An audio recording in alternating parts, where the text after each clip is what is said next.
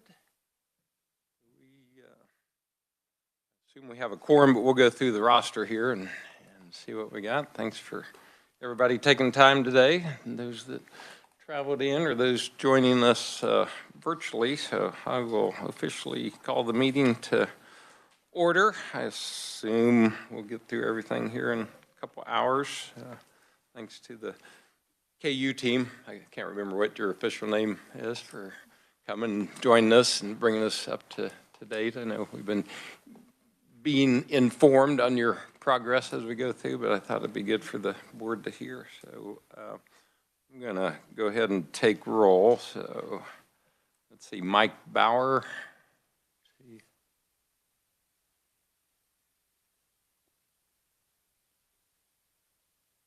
Sarah. Pretty quiet out there. Robin, I know, is gone. Sandra's here. Here. Gary is not here. Jason? Here. Mike Kage?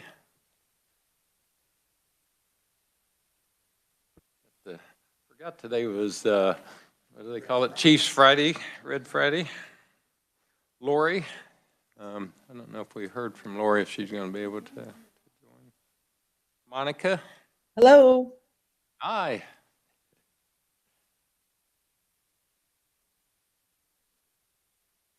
And Keith.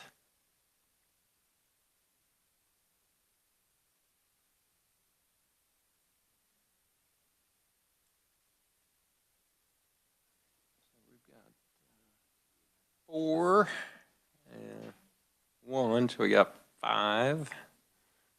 Need one more for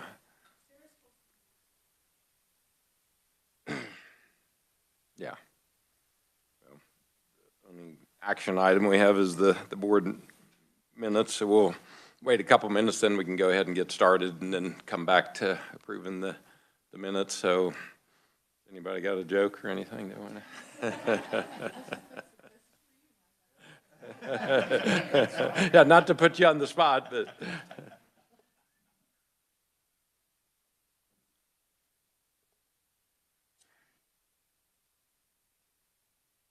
about those Royals. We know the Chiefs are kind of fun to have both teams excel in both.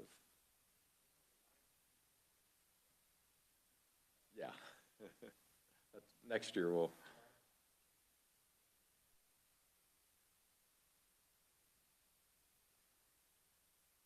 Yes, I can announce that one of our attorneys is going to be moving on to another project.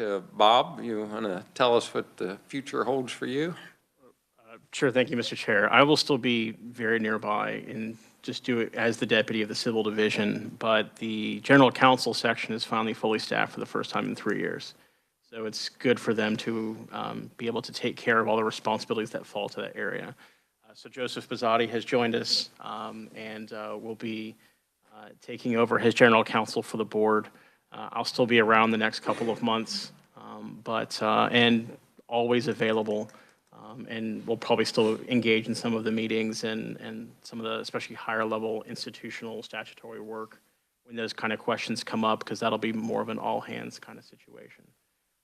So it's been great to be here since the board was created and to help get it on its feet. And it's done a lot of good stuff since then, but you'll be in very good hands going forward too.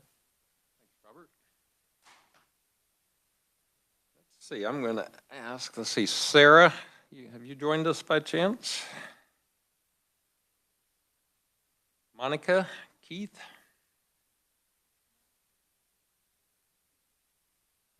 I'm here. Monica's here. Oh, okay, good. We got a quorum. Oh, she was on before. Oh. I think I was in the Who was I original. thinking of? Sarah, maybe? I've got some really cute pictures of my grandkids if anybody wants to see those to kill time. We went to Silver Dollar City and they've got really nice pumpkins. So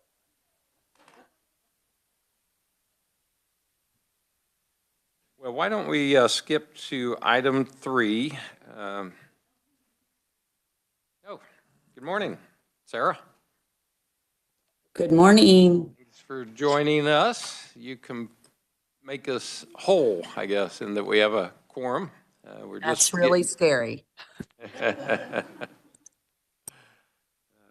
Thank you. And with that being said, we'll just already called the meeting to order, and we'll move to item number 2, approval of the board minutes.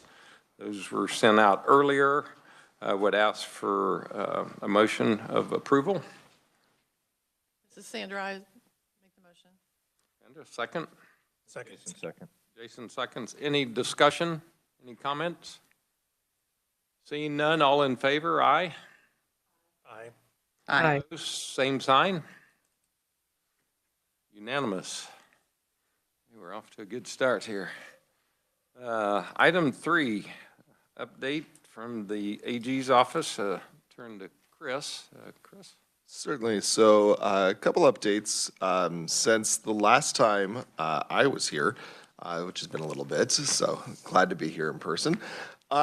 We've had a pretty steady flow of cash flowing into our accounts. We had a number of settlements pay out over the month of July. Then one more, the Indo settlement, bankruptcy settlement, the only payment we're going to get out of Indo, paid out earlier this month. I believe if we have not already done so, we'll be making a transfer to Sunflower sometime next week. This week is. So it should hit your accounts probably next week, just based on the way that timing will work out. So that will be exciting for Sunflower. We'll also be doing, if we haven't already done it, another distribution to subdivisions. One quick note on subdivision work. Thanks to the brilliant work of Sunflower, we have produced our expanded guidance document for our subdivisions and have had 2 webinars with our subdivisions to discuss basically how to use that guidance document, how to think about utilization of the dollars. And those webinars spawned a number of really helpful conversations with our subdivisions. A lot of good thought about how to use these dollars in effective and meaningful ways. We did not anticipate that this would be the last time we talked to our subdivisions about how to use these dollars. And so we are working on another project that is not yet ready for prime time, but just know that there are more projects coming in the near future to engage our subdivisions on both a subdivision level on how to utilize their particular settlement funding, but also in more regional or collaborative approaches. So that we make certain our subdivisions know what they're doing with their money and are making wise decisions on how to utilize those funds.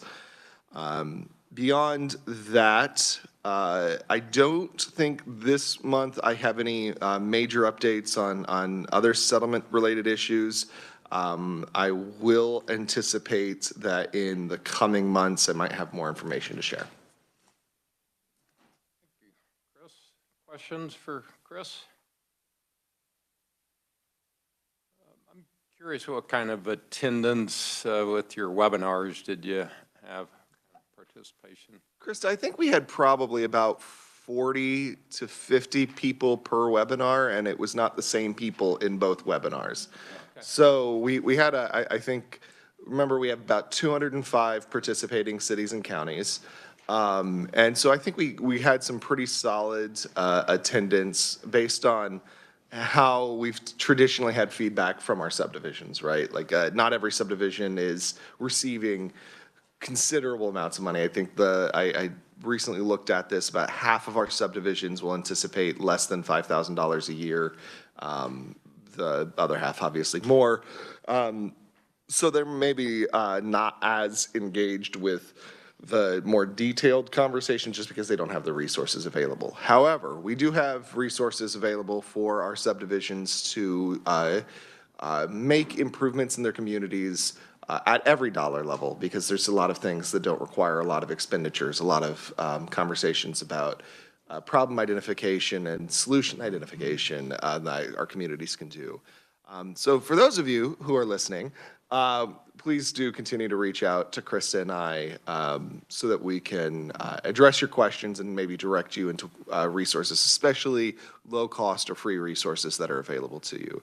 And I will let folks know that I do have a queue of requests that I am working through to try to answer those types of questions. And so you furnish things that they could do that would be allowable expenses, so that's good. Yes. And I wonder, I assume that they have annual gatherings or quarterly gatherings of the counties or cities or something that maybe you could get on their agenda. So I have previously spoken with the Association of Counties annual meeting. I think that was in '22, and I know the association and the league have pursued that type of presentation. The league's annual meeting, I think, and Sarah can probably tell me correctly, is in December. Last week. It's last week. Okay, yes. So yeah, we might be on schedule for next year. 25. But then we also, I think the associations is then in December. But these are sorts of things that we're also happy to have both individual conversations, and we are exploring the possibility of more regional sort of presentations when that's appropriate. Thank you. Any other questions or remarks for Chris?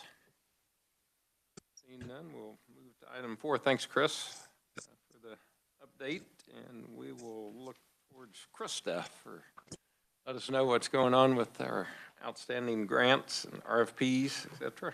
All right, I'll go ahead and jump in. So we have, I think our first round of grants, they're starting to wrap up, the bulk of them that are on kind of a standard timeline. They have their final reports due the end of this month, and so we'll have some initial results from that, which is exciting. And then this week, I also got some feedback from a grantee. They sent an email, and I made sure and asked if I could share it during this meeting since it's a public meeting, and they approved. But they said about 2 weeks ago, they received notice that they got their DOJ grant approved. It's a 4-year grant for a total monetary value of a little under $1 million. So that will provide them with dollars to build their capacity of the recovery court in the 11th Judicial District, the recovery court there, which is our grantee, the Community Health Center of Southeast Kansas. So they're an FQHC, and they've heard that to the best of their knowledge, they're the first FQHC that's received funding from DOJ for something like this. So that's really exciting. And they wanted to send this email to us because they said, I say all this because none of it would have been possible without the support of KFA. So that's pretty exciting that our dollars were leveraged for close to $1 million to come in for recovery courts. So wanted to share that with you to start on a high note. RFP 4, that closed on September 13th. We got 77 applications. Last year for this one, we received 57. So we received more applications than we did last year, but also more applications for this one than we did RFP 3, which was surprising because last year we received more for RFP 1 versus 2. So that was surprising to get more for this one. It totals just over 12 million that's been requested from all of those proposals.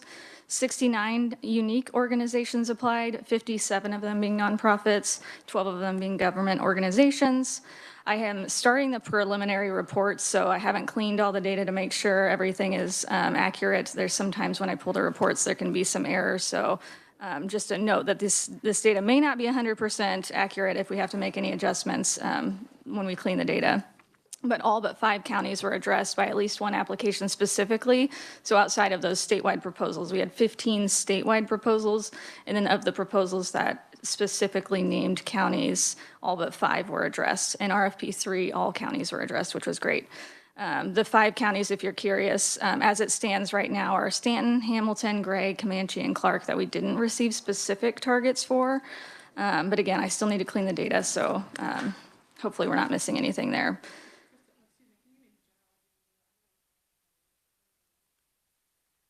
Yes, they are, yes, mostly of them, I think, are Southwest, and then we have, where's Gray County? Oh, yeah, Southwest. Yep. It was an interesting kind of area. Last year, both proposals, I believe we got all counties, so it was a little different. I'll double check to make sure we're not missing something in the reports that were pulled, but all but 5 counties, and all counties were proposed in RFP 3 at least, so that's good. But that was different this time. All congressional districts are pretty well covered, so District 1 had 47 proposals specifically targeting it, and I went ahead and did a breakdown of what the total money requested would be. Again, still data needs to be cleaned to make sure that they've allocated it appropriately. If they said it was maybe it's actually a statewide proposal, but they had I can't talk, target counties listed or vice versa, so still need to clean it, so it's not 100% accurate, but right now that's sitting at about 27% of the dollars that were requested would be District 1. District 2 had 59 proposals with about 36% of the money requested. District 3 had 36 proposals with about 18% requested, and then District 4 was about 39 proposals with 19% requested. All of the allowable strategies were proposed to be addressed by at least one application. And then I also broke that down by estimated budget for that category that still also needs to be cleaned. But prevention had about 52% of the money requested, and oddly enough, 52 proposals mentioned prevention. Providers and health systems had 45 proposals with about 38% of the money requested.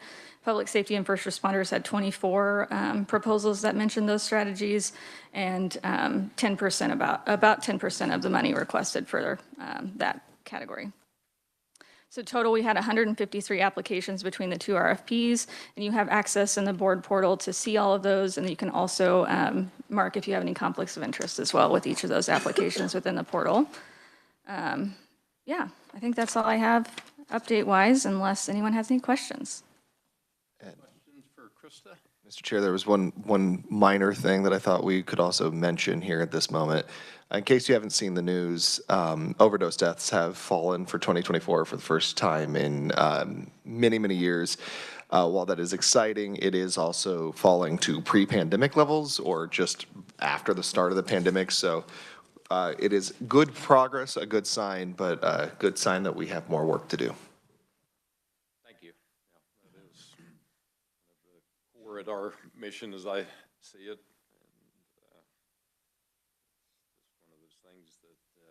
About every day, and to hear that it's going down, I don't know what that represents. Whatever, if it's one, it's too many, and so we'll continue to do our part in fighting that.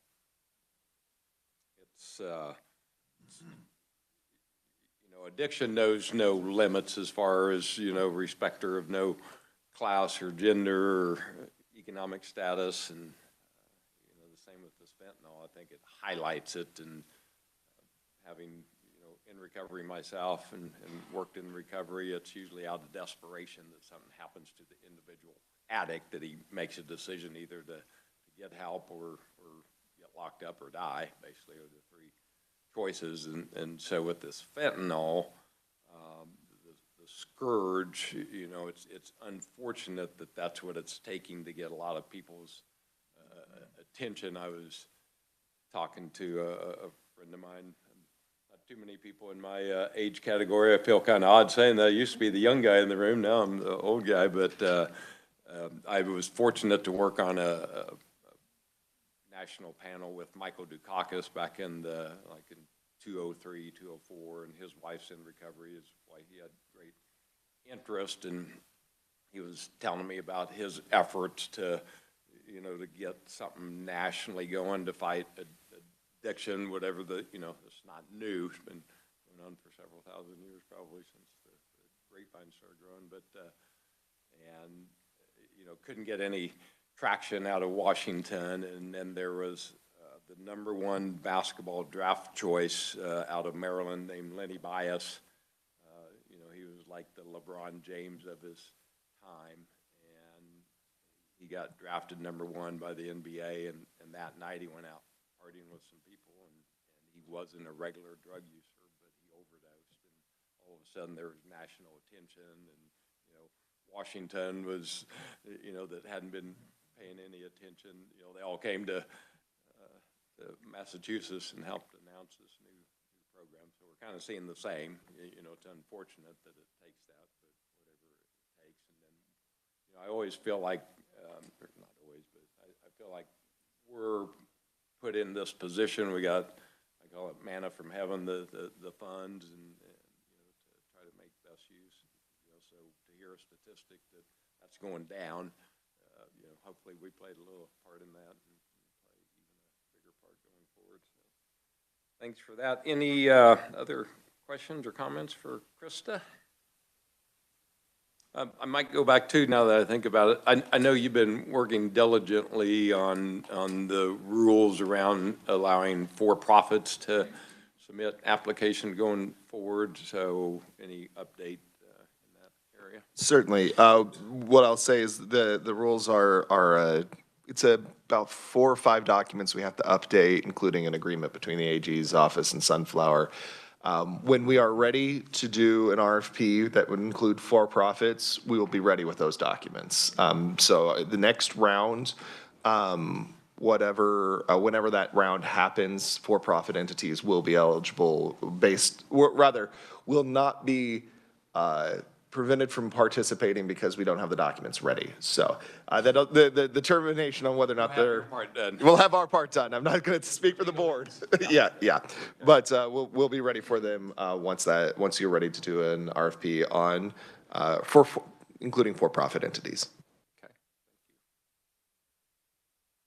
thank you. Well, we'll move to the needs assessment update. Our team from KU, I know Alyssa, she's our day-to-day liaison with them, and I know Chris has played a big part in that, and you know, I've seen some of the work and guidance, and I was telling our KU team that all the data stuff, I realize how important it is, and even more so in this world. I don't understand any of it, but I'm sure glad that we have people that do and can make sense of it, and so thanks for showing up, and I apologize before that we probably should have had you come before the board more often, and maybe in the future just to see if the board has any questions and so on and so forth. So I think they have a document here Yes. that will go along with the presentation. So Alyssa, I'll turn it over to you. And Yeah, I have some updates before we get to that, and so I'll provide those, and then I'll pass it off to CPPR.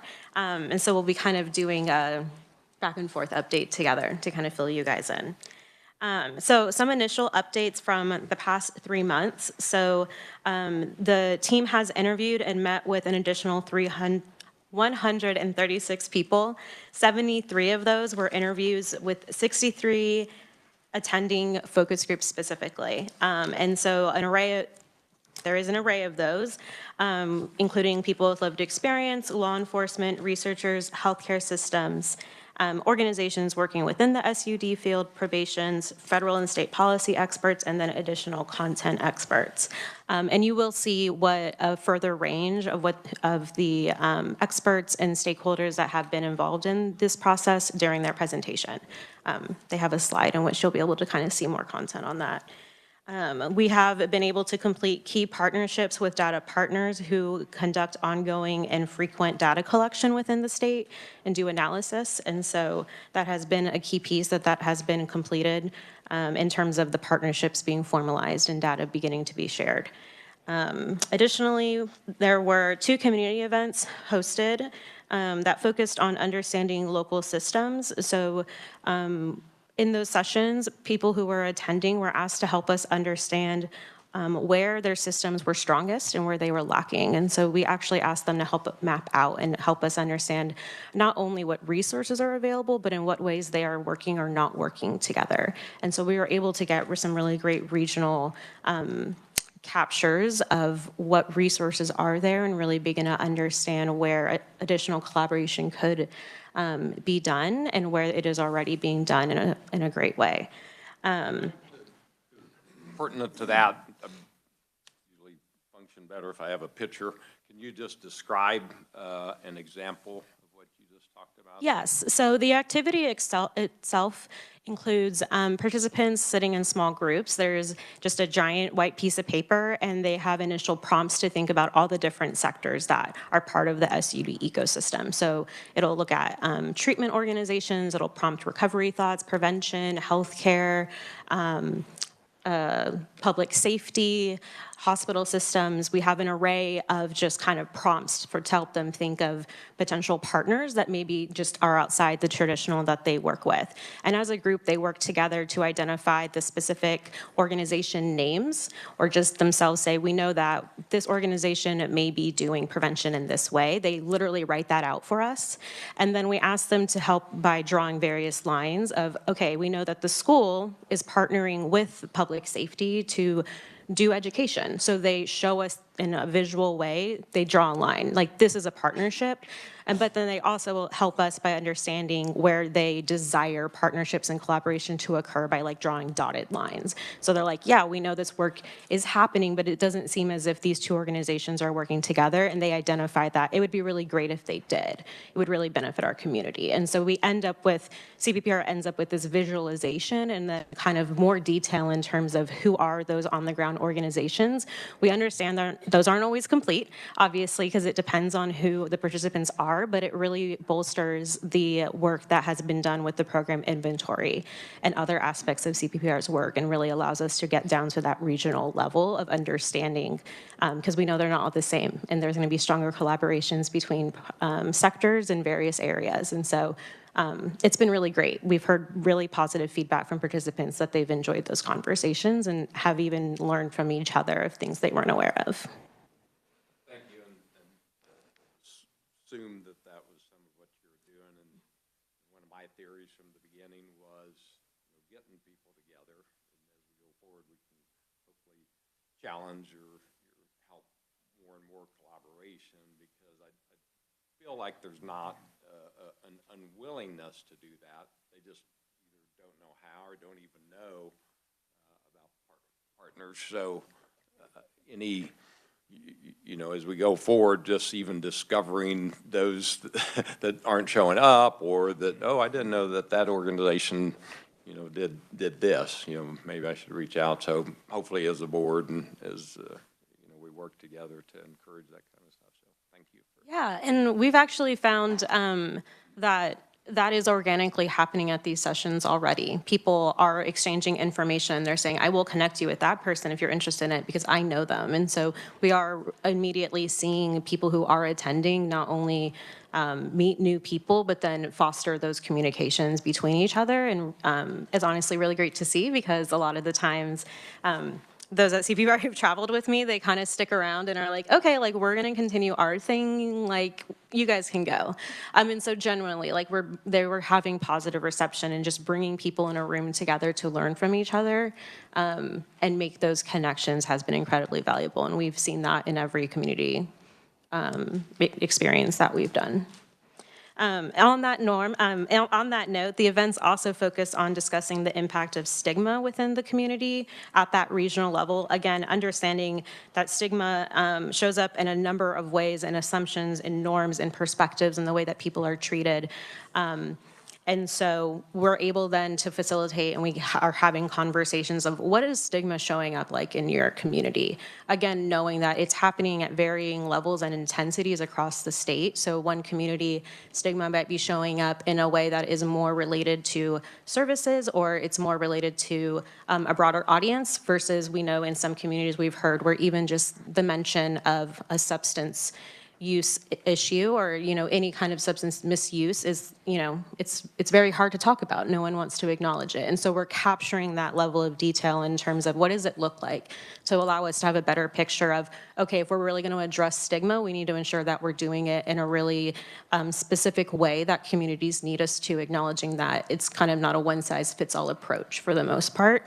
And so those conversations have been really enlightening to hear their perspectives on the impact of that within their community and how they're seeing it. We are going to be hosting an additional 2 of those events on those 2 activities next week. So on Thursday, October 24th, we're going to be in Colby at Colby Community College. And then October 25th, we'll be in Dodge City at Dodge City Public Library. I believe Connie has sent that information to the board, and we are sharing it out. Yes, she has. I shouldn't have said it that way. And so, yes, we are doing outreach not only, again, to, as we have with all activities, to people that are within our listserv, but then going out to additional organizations, associations, anyone and everyone who would be interested, we're contacting them and letting them know that these opportunities are available.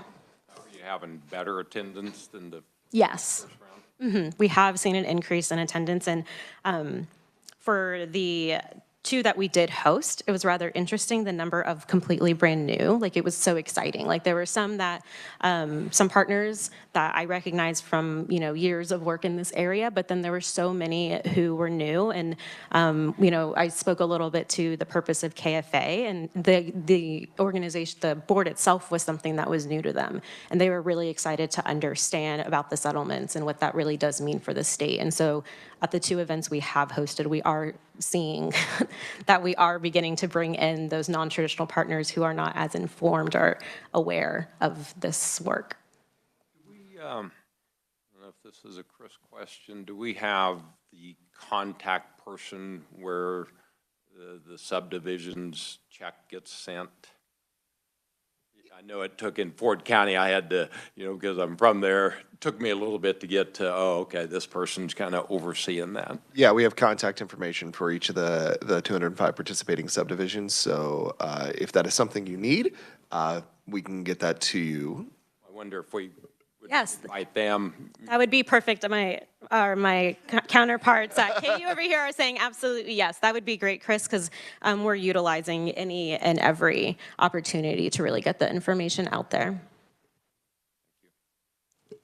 Okay, so one last additional update before I pass it off to KU. So as we have been noting in previous meetings and conversations, Sunflower and CPPR as a unit have been keeping a close eye on balancing the original timeline of the project being completed in December, but then also the bigger and higher need to ensure that the project is capturing the scope and breadth of the scope of work that the board is expecting, and that will provide us the best foundation to understand what recommendations we can provide to you and what the true opportunities are for systems change. So in that vein, as anticipated, we have agreed to extend the timeline of the project until March. And some of the key factors that are related to that decision that we made. So one of them specifically was unanticipated wait in receiving access to a key data source that needs to be incorporated into the larger data set. We've had many conversations, Sunflower and KU, about the importance of a complete data analysis. It's something I've mentioned to the board and something you'll hear reiterated again in KU's presentation. And so with the unexpected wait we had with gaining access to that data set, we want to ensure that the team has time not only to incorporate it into the larger information stream, but then they have time to actually go through the data source itself. And so that allows us for that comprehensive data analysis. And so that was really a key piece for us to ensure that we were utilizing the resources we have to their fullest extent, even if maybe it took us a little longer to gain those resources. The other big factor here is the desire and recommendation for a broad public opinion. So this recommendation comes from the national level. It is to help foster diverse input and ensure that opioid settlement dollars, the public is able to kind of provide an opinion on what those dollars could potentially go towards. For our purpose, our focus is to do public opinion on providing initial findings and some initial recommendations of where dollars can go to create that systems change. And so that information will be compiled in an easy to read short way, because we all know that a long survey isn't the way to do it. But we will have that available. So then we're asking for public opinion on does this relate? Does this look right? To really help us ensure that yes, we've done a lot of information. We've talked to a lot of people. We're doing what we can. But again, that other final check of, hey, does this make sense for our state? Is this what you have been telling us? And again, allow for a further detail to potentially continue to reach people who have not been aware of the project, to really get them at that tail end where it's like, okay, here's really what we're thinking of potentially showing to you guys as opportunities. And we have been considering a little bit about seeing if it will be great, or if it would be, how feasible it will be for that to also include some prioritization. So kind of helping us understand, like from the public view, what is the highest priority here? Knowing that the board is invested in that full spectrum of, early childhood through recovery, there's a lot there. And so we're hoping to also use this as a space to help us understand what our community's thinking the priority areas or recommendations should be as initial actions. And that will all be wrapped up into the final report. So before I pass it over, I want to just make sure, leave room for any questions about this. Questions for Alyssa? Very good. Okay. Are you finding, are people that come to the meeting, are they suggesting other entities that, oh yeah, they should be here, or we should reach out to them? Yes. I feel, our team may be able, KU's team might be able to speak more to this, but I think almost every time we engage with someone, whether it's one-on-one or in a group, we're continuing to receive, there's maybe this person or this organization. And so we continue to collect those, also understanding that we will, that's an ongoing process even outside of this project. And so we are continuing to collect that and do outreach, but are balancing the need to kind of when do we kind of know that we have reached saturation with what we have gained and are able to kind of move to the analysis so we're able to provide you that final report. But outside of that, we are continuously connecting with them, and that's something Krista and I are very passionate about, is ensuring that we're able to make those connections and keep those connections past the needs assessment process. Thank you. And I concur with your decision to extend the deadline. We're all anxious, and as Chris pointed out, people are dying every day. But with that being said, it's better to have the correct and accurate as much as possible, and if we need to spend a few more months to make sure we have a more complete, better report. So. Yes, and I did forget to mention on that note, so we are planning for that public opinion to be open at least a month. So with those draft recommendations, with our initial findings, and so those will be available to the board and key stakeholders. And Krista and I and the team have plans not only to do that public side and have that out there, but then to do that check-in throughout with key stakeholders as well. And so around January, there will be kind of this initial information available. Okay, so I am going to pass it off to the KU team. They are from the Center for Public Partnerships and Research. We have Jackie Counts, Janine Huron, and Zilka von Essenwan.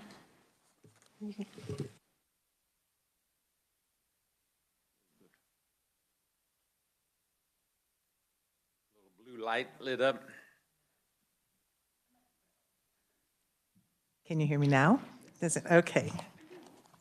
I feel like that commercial is at Verizon. Can you hear me now? Here we go. I am Janine Huron, and I work at the Center for Public Partnerships and Research with the University of Kansas, and just want to begin by thanking you very much for the opportunity to prepare this needs assessment and the work. This has been really very fulfilling and very eye-opening work. Also here with me are Zilka von Essenwein and the Jackie Counts, who is our executive director at CPPR. As Kansans, truly, we're indebted to you for your commitment and your leadership to wrestle with these important concerns. I've been engaged personally in leadership for organizations working on this kinds of work for well over 20 years of my career, and it is truly, as you said, a once-in-a-lifetime kind of an opportunity to do this, and your leadership is very important, so please know that's recognized. And very proud to play a supporting role. So the point today is to walk you through the process and to share some of the unique elements to this particular process. And we have taken the myriad of different interests and points that were requested and noted in the RFA, and we're pulling those all together. And actually very excited about the convergence of what we're learning there. And I'm going to, in this part of the presentation really orient you to the process and to the tenets that we're operating by, and then I will move through that to get you more quickly to Zilka and to Jackie, who have really detailed information on 4 of our 7 work streams, and specifically what's happening in those more front-facing, public-facing activities. Okay. We can move to slide. Oh, I get to do it. Yay. All right. You do have an abundance of opportunity here, and it starts with the foresight and diligence of the board, and it extends to the depth of expertise and engagement of the staff at the Sunflower Foundation. In your RFA, you very clearly articulated the overarching needs assessment that you expect. It's very comprehensive, and it blended elements of strategic planning and cross-systems community development. From where we sit, that type of comprehensive request is exciting work, and particularly the big picture thinking, the concern for the inclusion of all voices, those particularly who aren't normally at the table, and the bias to do something to improve our lot. So these are the principles that we have been taking into every discussion that we have had, whether those are the in-person kinds of community gatherings that you were just talking about, or if they're one-on-one interviews, webinars, anywhere where we are bringing this forward. This will be comprehensive. This is an exciting initiative, and you have a voice, you, the public, and the board wants to hear it. And that message has been very well received, and a little more about that in a minute. But first, we needed, at the beginning of this project, because of the comprehensive nature of what it was, to really settle on a framework that is sturdy enough to provide both structure and flexibility. And so let me speak to this slide a little bit. There were 2 primary elements that we considered. The first was agency, or the autonomy that you have within the project, and then the level of uncertainty. And we were measuring those 2 elements and sized it up really as A+ on both. A+ for agency, because you really have the depth of expertise. You have a structure that rewards commitment. You have money, and that is a really good thing. A+ in a different sense with regard to uncertainty, because you're looking at creating systemic and structural changes over a long period of time. So while it's a luxury to be able to take your time, there is also high uncertainty related to particularly external factors over the course of several years. And so, about 16 years left on the opioid settlement disbursements. And so the good news and the bad news, there is great need today, and we have time to also make systemic changes. Being in a high agency, high uncertainty situation is one where you are the creative agents. You bring the energy, and you have that autonomy to act, okay? And you're capable of influencing the future, what's going to emerge here. So in situations like this, we rely on this more reflexive kind of a structure. It's called the 3 Horizons Framework. It was actually developed by Hewlett-Packard, a fellow named Bill Sharp at Hewlett-Packard, back in the go-go days there, when they were grappling with changes. And I will speak and take a little bit of time here to talk about the 3 elements of here. In Horizon 1, this is really where we are today and what's come before. So we are getting the secondary information and all of the background that we need to be able to apply the lessons from the past to what we are doing. Then we skip to Horizon 3, because Horizon 3 is what we're moving toward. Horizon 3 is acknowledging the potential also of multiple futures. Like, this is not a straight line. a lot could happen in those years out there. And so we find those, what are some of the scenarios that may occur, and then select the ones, where do we want to go, what do we definitely want to avoid, and start to work backwards to Horizon 2, which articulates really the next wise actions that we can take today, starting today. And that strategies of today really helps to be the bridge, if you will, between the activities that just inherently begin to wane over time. What are we doing now and how are those changing and going away? But then also, what do we need to grow in order that the future that we really want to move to occurs? And so, that's a quick little piece there.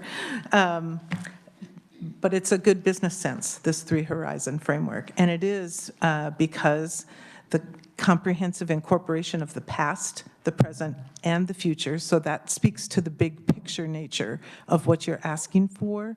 And the activities like what Alyssa was describing for you and what Jackie and Zilka will also reiterate in additional examples of other activities, they are very engaging. This is a model that brings people in, and we knew going into this that the system is fragmented and disconnected in many ways. And so we thought, all right, begin with the end in mind. How do we start to build our alliances now? How do we really bring people together so that when ta-da, here's the needs assessment, right? We have roadmap and input and the people out there who want to come with us. The other thing is that this really provides a smooth and quick pivot from the needs assessment to turning that into action, to how do we create that now strategic plan, and that's the bias for action that we hear coming from you all as well. Just a reminder of the tangible assets that are in development here. Obviously, the comprehensive document itself, it's a multi-year comprehensive needs assessment. It'll articulate the needs and the performance challenges as well as the strengths within our current SUD ecosystem and specific recommendations for immediate and supportive of multiple envisioned futures. So we'll be focusing on getting going, getting working, and helping you to do that. There'll be an associated executive brief, multiple public presentation materials, and then a myriad of appendices that will detail the narratives that we're hearing in the notes from the public meetings and the actual extensive data detail in both electronic and straightforward techniques, methods, and narrative resources as well. Okay, this is a slide where we have actual progress to report since yesterday. I'm excited for that. The project is well informed. Where are we at here? So, as I've mentioned, we've been working to really engage a broad spectrum, to work hard to make that a high number of people, to represent multiple domains, the prevention, harm reduction, treatment, and recovery domains, business sectors across a broad geographic scope, multiple generations, et cetera. We had kids come in and present and help and inform us all through one of our webinars. That was a highlight webinar, lots of folks participating there. As you can see, there have been over 1,100 participants who, this is the change, are residing in 92 counties. So 88.6, 89% of our counties representing 98% of Kansas population. Remaining with regard to public engagement are the surveys that Alyssa mentioned. the individual requests that are coming in. People, as they hear more about it, are reaching out. We are happy to bring them in. And public comment components. I think I want to pause a moment and, yeah.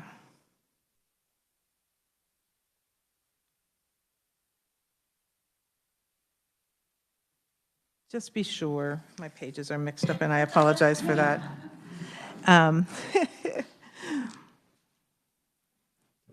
I'll speak to this in a While you're doing minute. that, I Yeah. have I'm guessing Sandra might ask if there are any overlap from the counties that we are missing engagement from versus the ones who may not have applied. I don't know. It looks like. Yeah. Several, but Yeah, I feel like I know you, Sandra. We, Comanche and Clark, yep, Yeah. yep. Yes, 2 of the 5. just glancing at the map, it highlights what we already know about, the rural, they just don't have the staff or expertise, so it just bringing that to our attention is, okay, when we get into strategic planning and execution, that we'll have to figure out a way to help them, because, some of those, I remember, I think there was a 60-minute program on whatever county Rocky Ford, Colorado is in, had maybe the highest overdose rate in the nation, and they were, it's like Gray County, it's small. I'm also curious about no engagement from, the county just north of Salina and the counties outside of the Junction City area. That surprises me a little bit. I mean, Highway 81 is just a huge trafficking area. It just makes me curious about lack of engagement.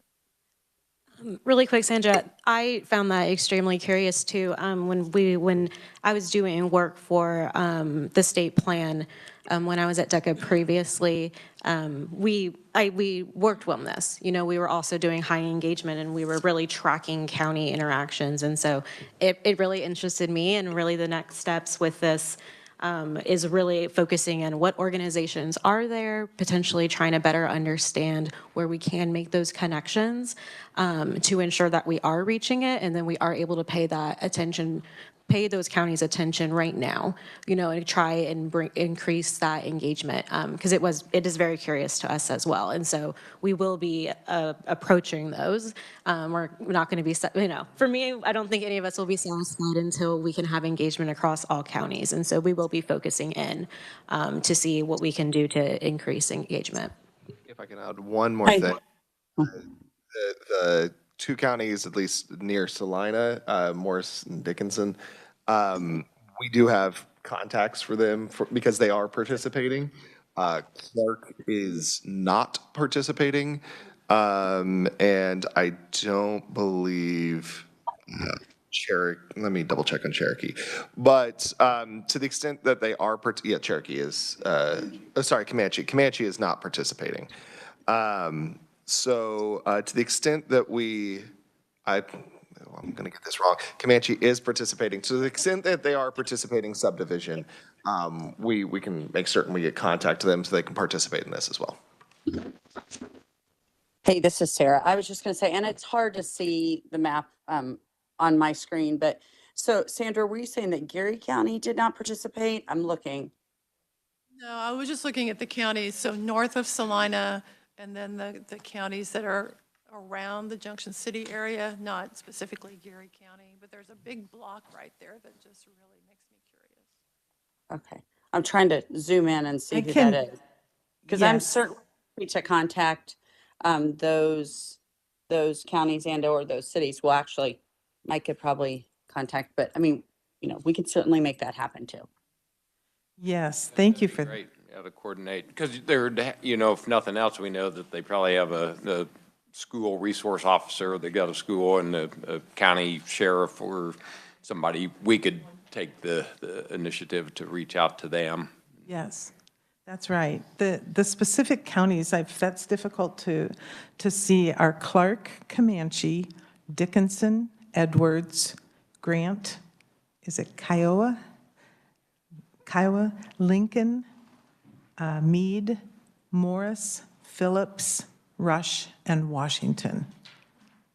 And the one that we just picked up yesterday was Marshall. Of those, Rush and Lincoln are the only ones that are not participating in the subdivision distribution program, so I wouldn't have contacts for them. Those But, I contacts mean, were, we could also valuable. reach out to Case. I mean, KAC has contacts with them, and I'm happy to connect you with them if somebody else, if the KAC representative cannot do so. Sarah, Thank you. This is Mike. I'll be glad to make contact with KAC. Thanks, Mike, for taking that off my plate. You're the best. Okay.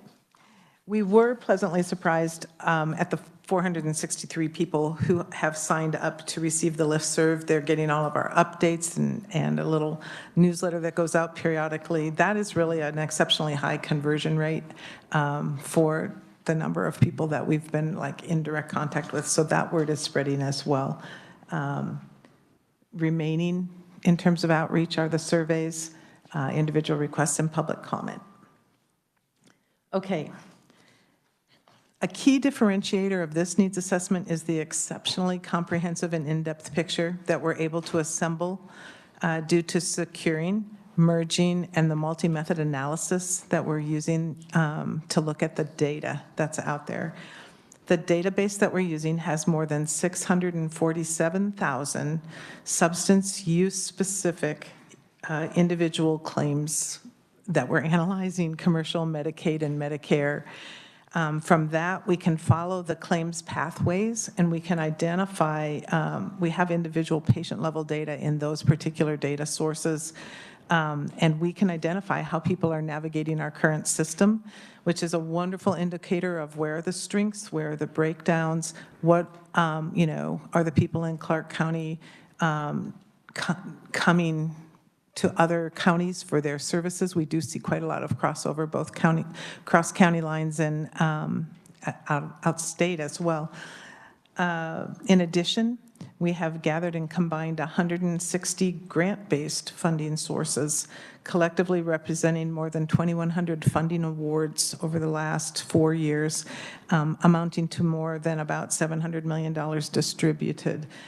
That will be really helpful information as we get to the detail there, as you consider strategic priorities, potential partners to work with you, and make decisions for the best use of the KFA dollars.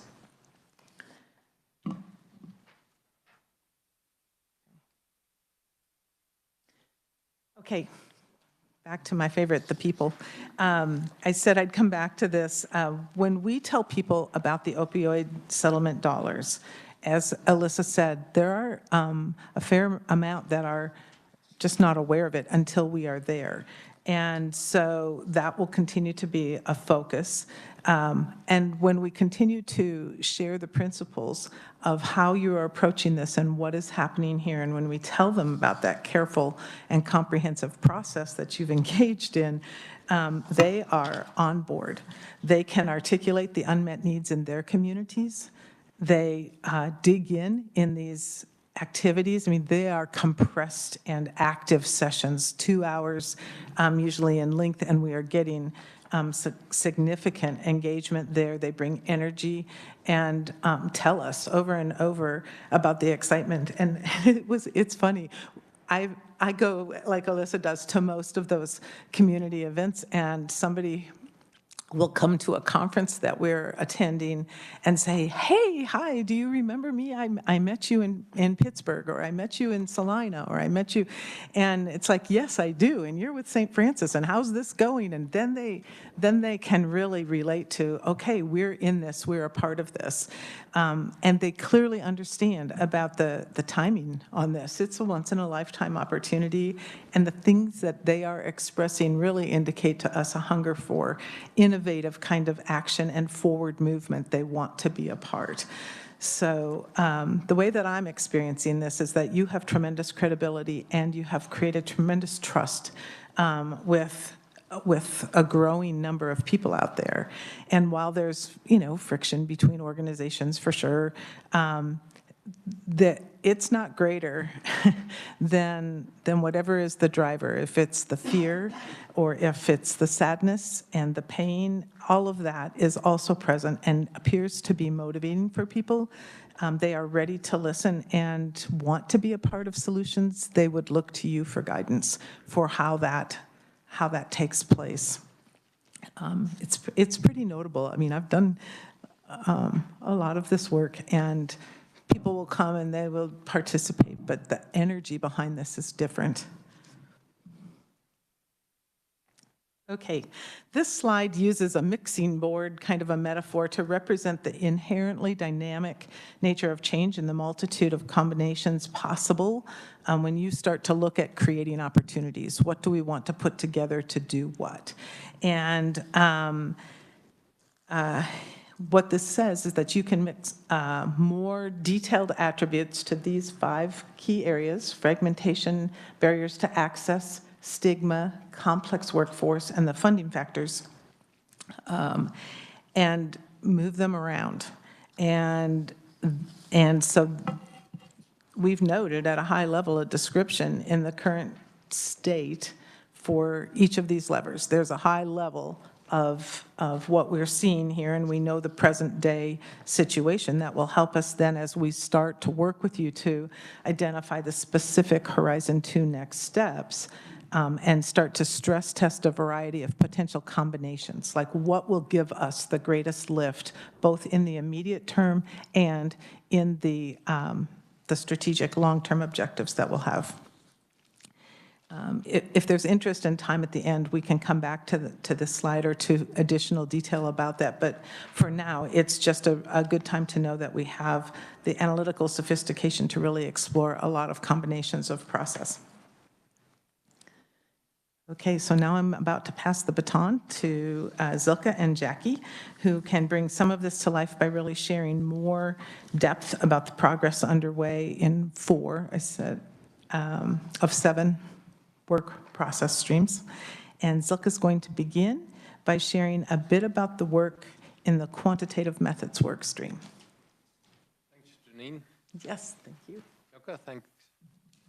Sorry, get out of your way. Welcome to the committee. I'm a little bit taller.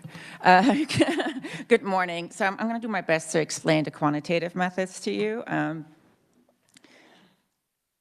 So as Janine's explained, before we really didn't have a consolidated way to look at the data. The data was all over the place, held by different partners, held by different agencies.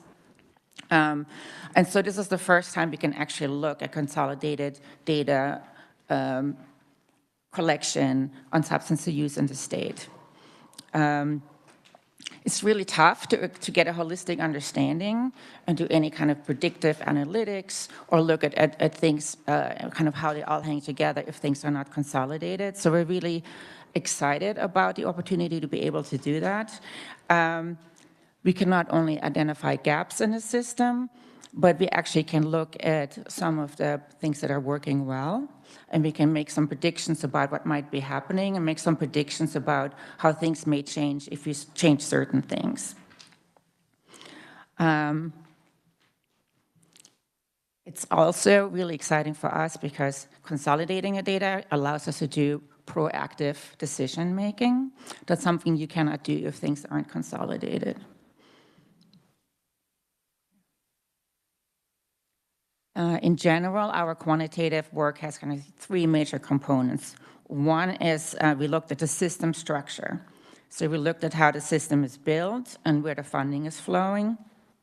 This gives us insight on where there may be areas that might need more support or where areas are that are kind of saturated with funding. The second one is program identification. So we looked at all the players and actors in Kansas and see how are they working together, where are services available, and are they accessible, and what does it look like for different communities.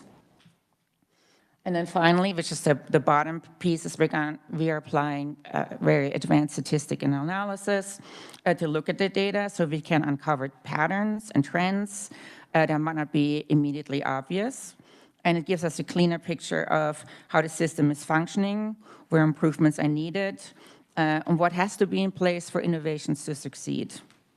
Now, this is a extremely big and sort of mind-blowing work stream. We're very excited about this, and we have really extremely talented data analysts working on this. This work stream is integrating with the other work streams, right? That's something that you're going to hear about a lot.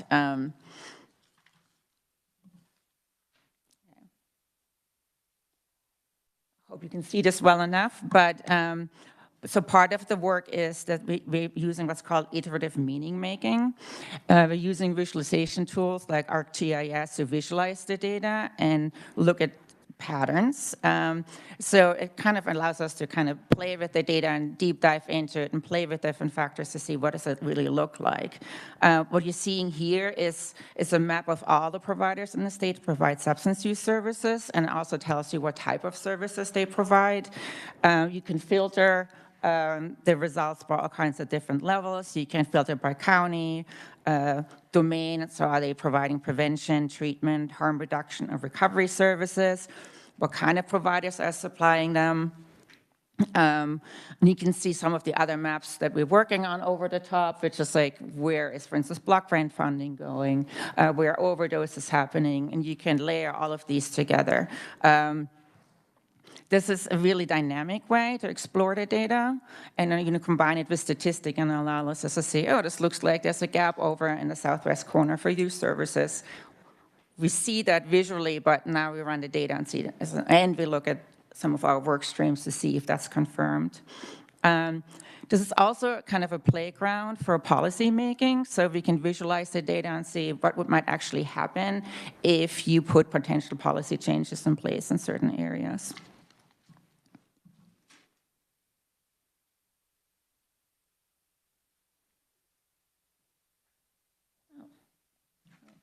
Back and forth. We're going to do a little bit of a ping pong here. To get this down. So I get to talk a little bit about the community events that Alyssa mentioned. But before I get started, I do want to share that we have two coming up. One is in Dodge City. We have very low registration right now, so I'm going to put out a plea. If you want to introduce yourself? Oh, I'm Jackie Counts. Sorry. I've got a little bit of a cold, so please bear with me with my shaky voice and also my fuzzy head. So yes, I'm Jackie. Thank you.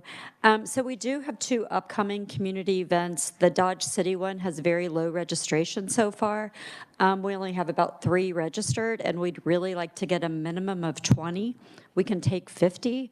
We're happy to share with you all of the ways that we're trying to recruit, but we also know the most powerful tool is if you know people and sending them an email and saying, please come. So if you have ideas, please share and connect with us afterwards. So I want to tell you a little bit about one of the techniques that we use at the community events. It's called sense making.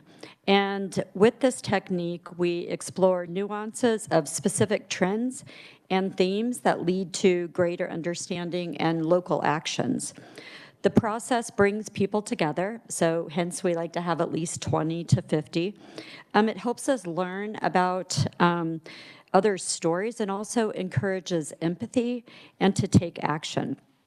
So prior to coming to these community events, we've already collected a large number of stories. So we've collected 473 stories, and that was a survey of just the general population of Kansas. So a lot of voices that we don't typically get.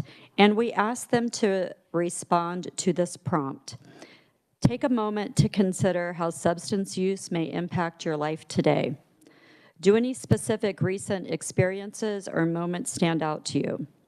Maybe it's a personal experience or something you experienced with a close family member.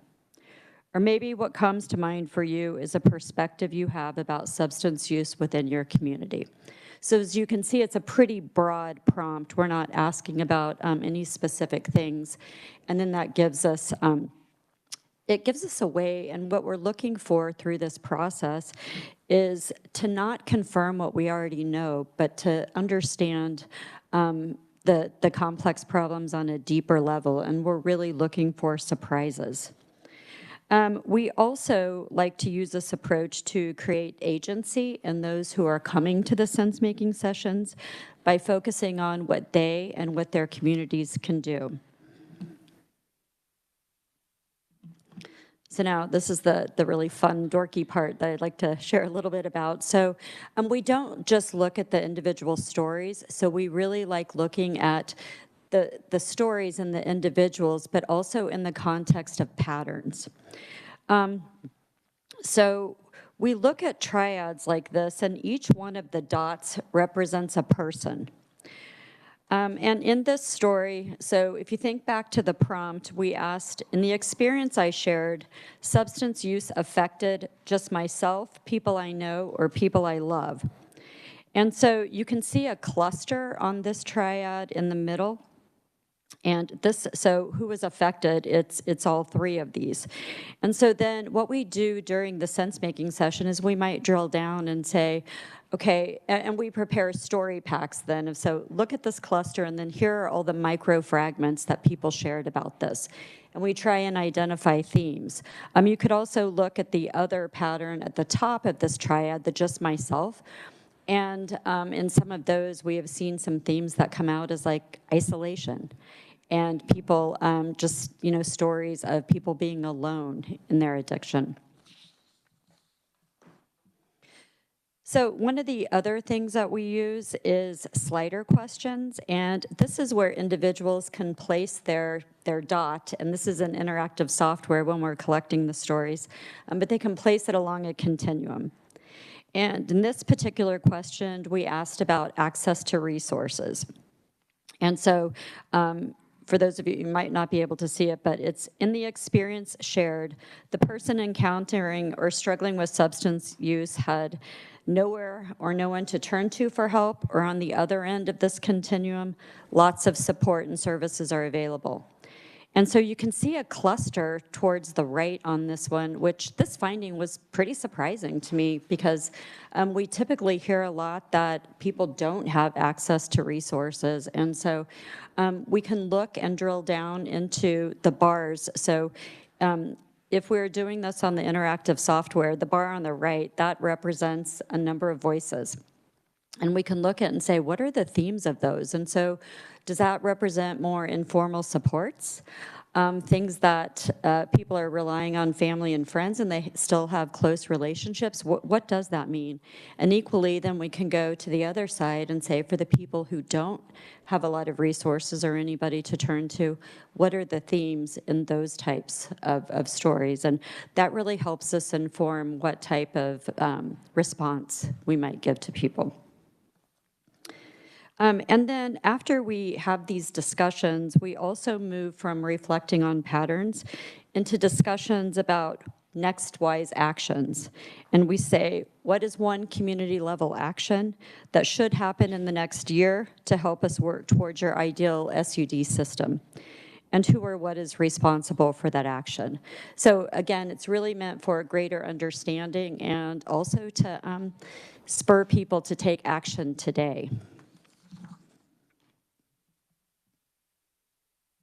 So now I get to share with you a little bit about futures work. So as we talked about, and Janine mentioned with the 3 Horizons work, we're spending the bulk of the work on Horizon 1, but if we don't know where we're running to and what the ideal systems look like, then we'll really have missed an opportunity to fully capitalize on this once-in-a-lifetime investment. So I'm going to talk about signals and also some scenarios. So signals is something we do we collect signals which provide indicators of early and emerging trends, potential disruptions, and future possibilities. And these futures can be used to help organizations prepare and shape desired futures. So we typically look for signals that are newer than 3 years old.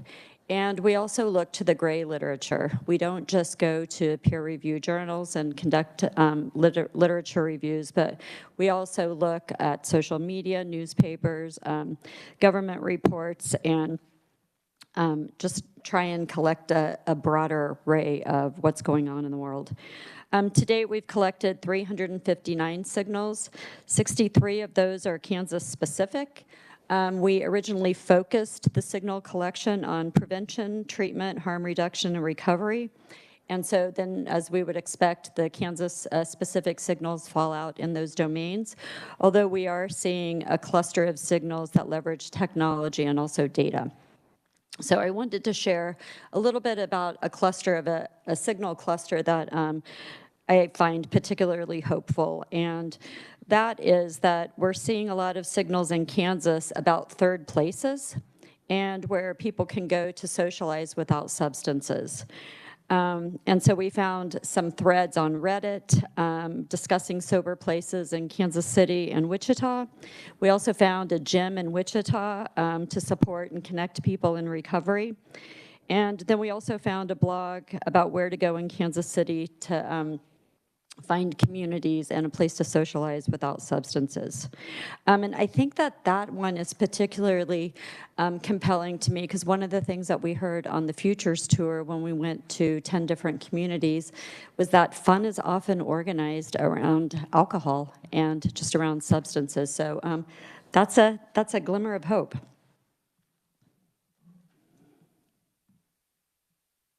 We also had shared previously that we have gone to 10 communities to ask people about what is your ideal future. So in 2044, if we were successful, what would the SUD system look like? And from that Futures Tour and also the 181 individual interviews that we've done and participants at the Kansas Prevention Coalition Conference, we created 3 scenarios. And I'm going to share with you 2 of them. One's a best case scenario and one is the worst case scenario. And so the first case, the best case scenario is Kansas is a beacon of hope and Kansas leads the way. So imagine that it's 2044. The wheat fields of Kansas sway gently in the breeze, a familiar sight in a state transformed. The once fragmented and overburdened substance use disorder system is now a national model of integrated and compassionate care, a testament to years of dedication and innovation. This transformation started with a shift in mindset. Stigma surrounding SUD has largely dissipated, replaced by a widespread understanding of SUD as a treatable health condition. Technology has advanced. The SUD system is now seamless and accessible. A centralized AI-powered platform connects individuals with the full spectrum of resources they need, from prevention information and screening tools to treatment and recovery options. Funding for SUD is robust and sustainable thanks to Medicaid expansion and a commitment to reimbursement rates that reflect the true cost of care. Integrated care is the norm, and co-located facilities offer a one-stop shop and provide individuals with a seamless transition between services. Schools play a vital role in prevention, and so you can just see that it's a really comprehensive, and these scenarios give us a starting place to dig deep and say, like, what do we need to do to work backwards to achieve that? Scenario 2, the negative one, or 3 is a shadow of despair. Kansas falls behind. This is not the future we want. So despite some initial efforts, Kansas has failed to adequately address the SUD crisis. The system remains fragmented, underfunded, and inaccessible for many. Stigma persists, driven by misinformation and fear. Funding for SUD has dwindled, leading to closures of treatment facilities and shortages of qualified professionals. Technology has exacerbated existing disparities, and while some affluent communities have benefited from advancement in telehealth and online resources, many rural and low-income areas lack access to internet and technology. The workforce crisis has reached critical levels. Low pay, high burnout, and a lack of professional development have driven many out of the field. Prevention efforts are minimal and inconsistent. Social determinants of health continue to create insurmountable barriers. And Kansas has become a cautionary tale, demonstrating the devastating consequences of neglecting the SUD crisis. A sense of despair pervades as individuals, families, and communities grapple with the overwhelming burden of addiction. that is not the future we want, and we really have this moment to take steps to ensure that. So I'm going to turn it back now to, and I just want to put also a plug in here. We are giving you the menu and the buffet of all the things that we're doing today. We really would love to talk more about this and to provide more detail upon request. So please reach out, and we're going to talk about that a little bit more later, but we're really proud to be a part of this work. Thank you, Jackie. Thanks for your last, I was thinking some of my comments later on. I'm just going to say ditto what Jackie said, and I wouldn't have to say it. She said it, so thank you. Yeah. Yep. Welcome back to the committee. Yes, like Jackie said, give us an opportunity to talk more about this, and we will give you cauliflower ears about all of these approaches. We really. How's the best way to contact y'all? Do we have? I'm sure. Yeah, we have contact. Yeah. If anybody, any individual member, Absolutely. feel free to reach out to any of them. I'm sure you welcome any suggestions or questions. As Absolutely. we go forward. Absolutely. I just want to really briefly mention, just because it's part of a regular needs assessment, we obviously did a review of all the existing needs assessments and reports that are out there, because we really wanted to make sure we're not just redoing what people have already done, but we consolidated all of that to make sure that we're thorough and data-driven. We also did, we just finished a comprehensive policy review, and these are policy reviews not for the state, but all national states and internationals in terms of looking at what policies are putting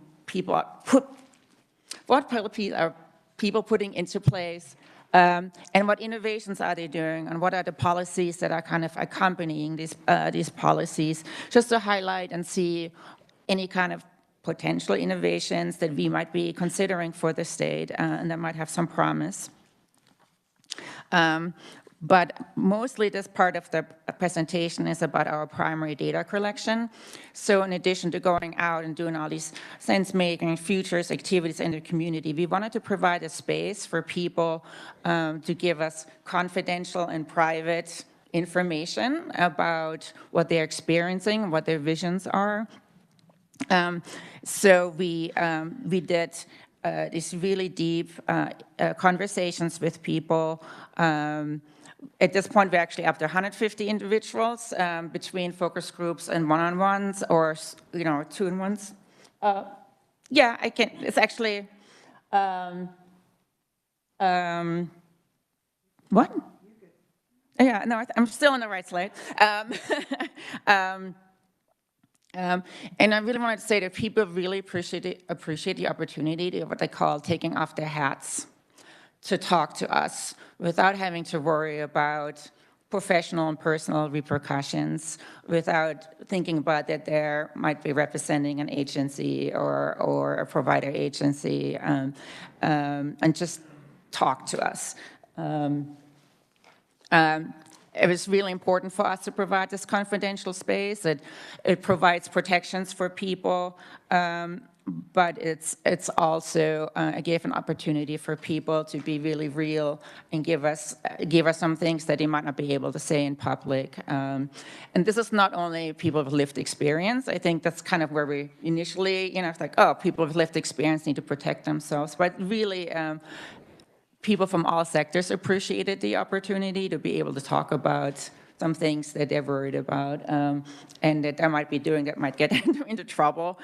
We talked to really from people from all over Kansas, from all different sectors. These are healthcare providers, individuals with substance use history or their families, public safety officials, EMTs, policymakers, special populations, and payers or health insurance people, anybody who really we thought was part of the system and wanted to talk to us.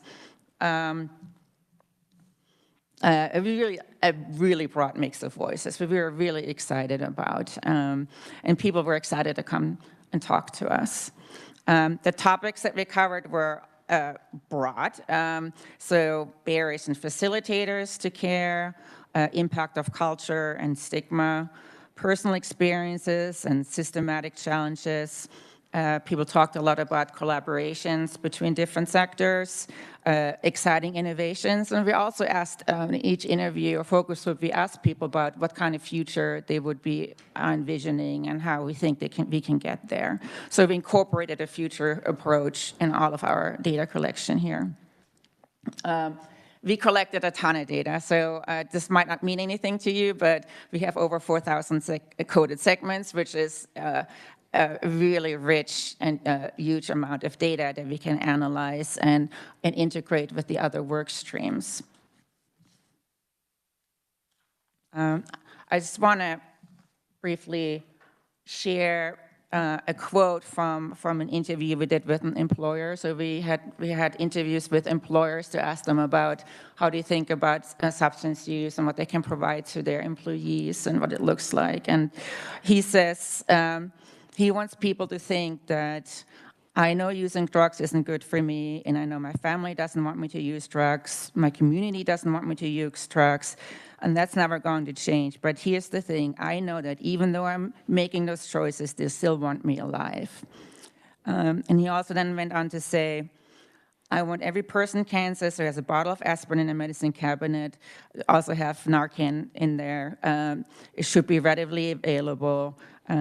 People should know they can walk into their local health department, hospital, or pharmacy and pick it up without feeling any stigma or having to jump through hoops. And I think this was a nice quote to highlight because it really shows that people are hoping for a future where a really supportive environment where people have access to the care they need without fear, judgment, or any other repercussions. And I think, just like Jackie said, I think that's the future we're all hoping for. Question? Go ahead. Absolutely. Do we want to wait? I didn't know if you're all done. You got one more slide? Oh, yeah. And then we'll stand for questions. Yeah, at they the have end. a few more slides to get through.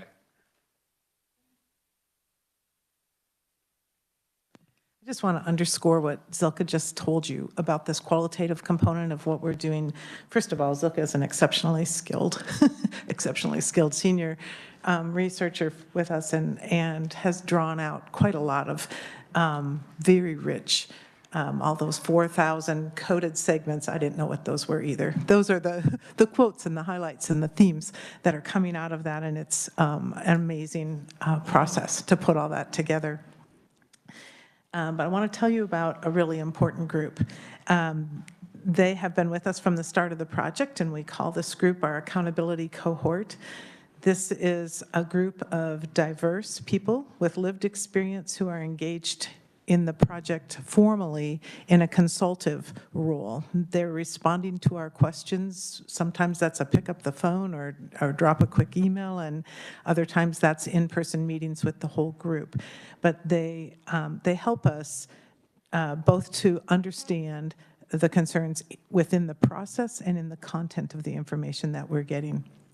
They also started their journey with the project by contributing their own in their own sense-making way, their own experience, and they created for us a really important tool. And that tool is, looks something like this. We've been talking about the journey, their journey, and it looks like this. And I want to tell you about their process to get here. Each person, independently, we had sticky notes all over the table down there at Sunflower Foundation.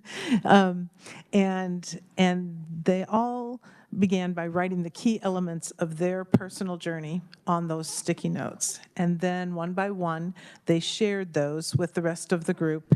And we discussed what was common, what wasn't, and the nuances of what they had experienced and collectively what that represented. And then they sorted their notes into categories, and we talked through the titles for those categories. And so what you see in this map are the titles that they chose for the categories of information. And we have a big Miro board on the Miro. is all of the very key information that brought to bear. And this has been a really tool that our team can access if they like, and able to reference that in our day-to-day as we are really working to understand the depth and how that is important, and how we can best use this kind of expertise and consultation to improve our project. So, last but not least, 3 areas of focus as we're nearing the finish line here. The final data collection and analysis is underway. You see things that we've talked to you about here, the surveys, the final data cleaning here, and the sense-making public engagements. There will be also one virtual sense-making session, which was appeals to some people. We have targeted public engagement for our community conversations and the focused conversations, as well as the review and public input components of what we're doing. We also have a couple of conferences, one in November and another in December, where we will be sharing more. I mean, as we actually have this more detail to share, we definitely are not sitting with that squirreled away. We're putting it out there and bringing that to people in very public ways. And then, of course, the convergence of those insights and the drafting of the report.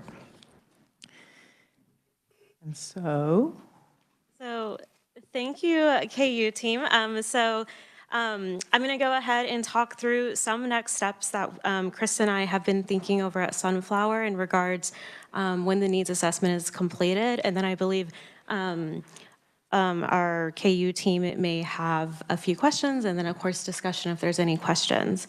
But in regards to next steps, so as they noted, the needs assessment will include an array of opportunities.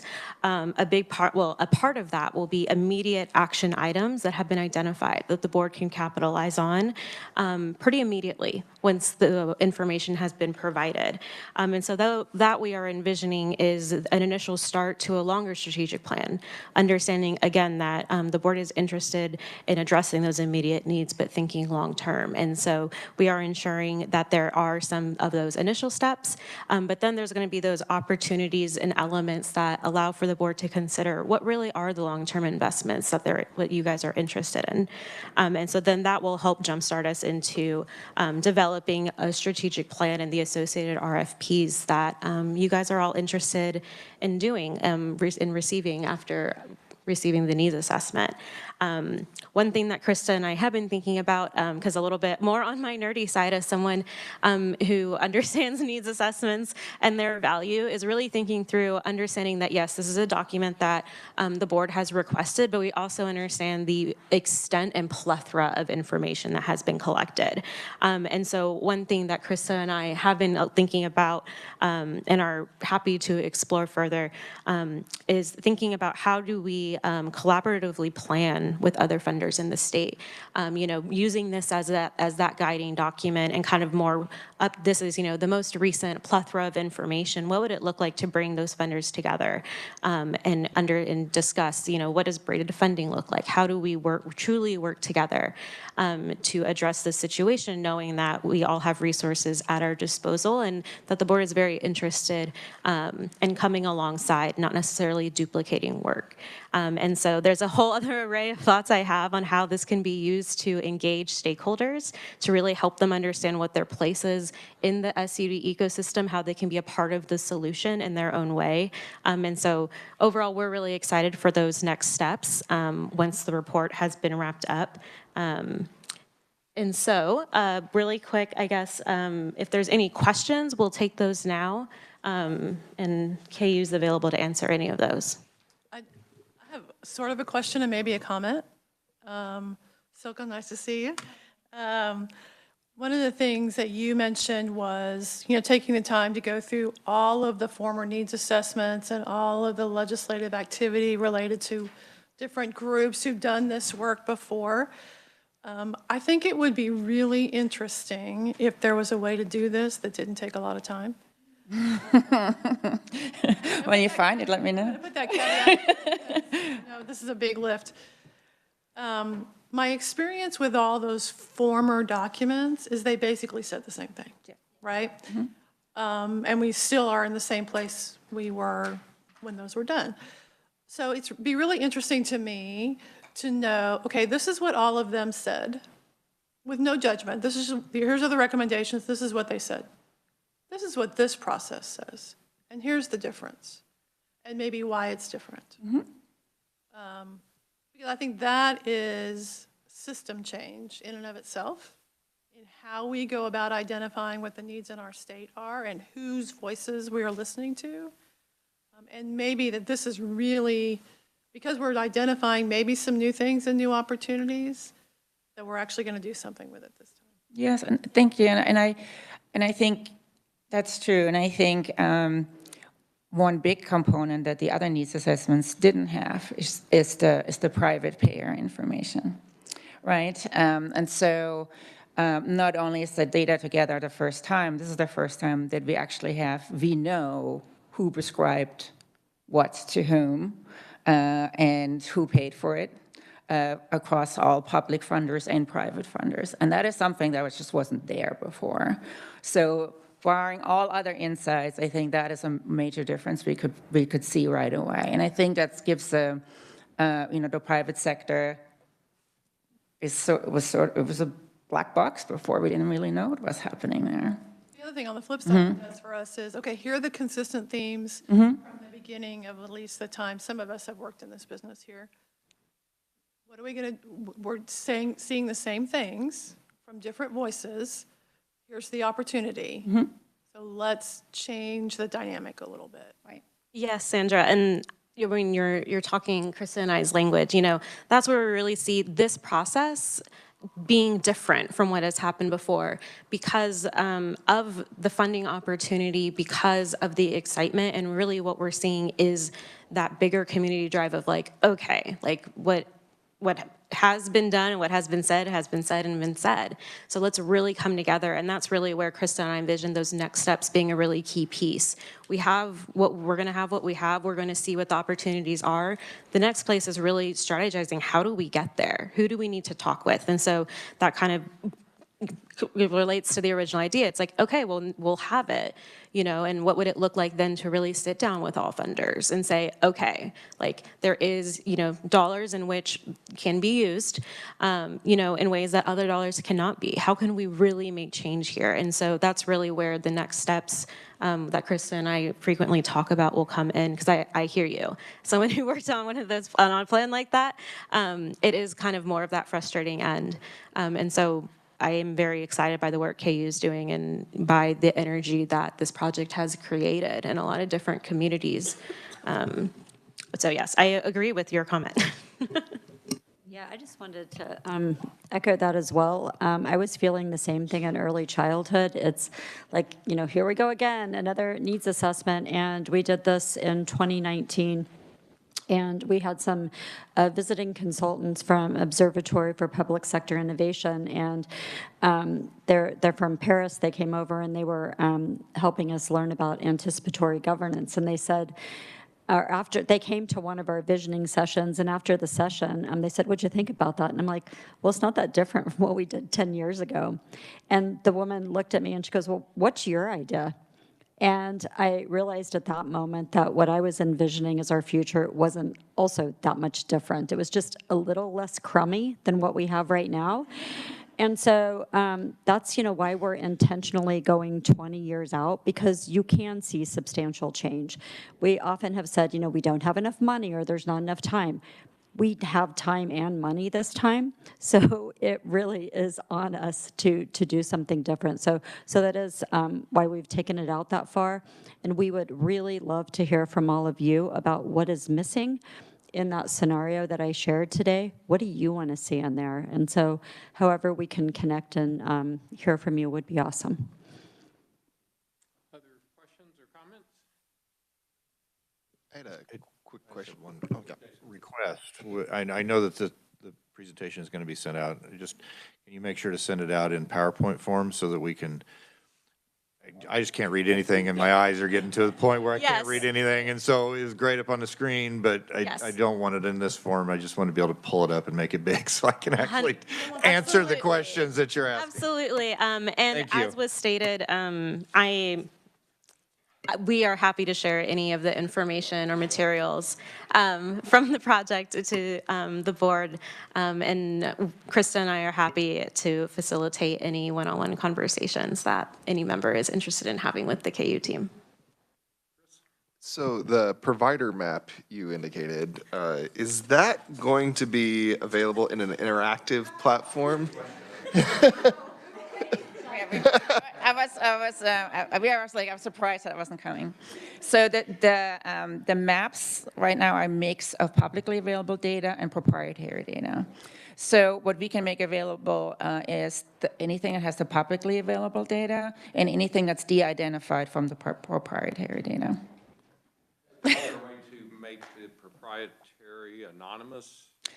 Yes, that's what it said. So it's basically scrubbed of any identifiers and things. So we just have to be very mindful about what we can share and what we not share, so to not to breach our contract with the vendor. But, yeah. So, for example, you could, with it being de-identified, you'll be able to look through and see SUD providers. You'd be able to hover over the dot, and it won't share any specific names, organization names, or address, as those come with the proprietary data, but it will highlight whether they're providing MOUD, other forms of SUD treatment, and then I think we've also categorized like populations that they serve. And so there will be a level of information. You just won't be able to actually see who that provider or who that organization is unless it's publicly available.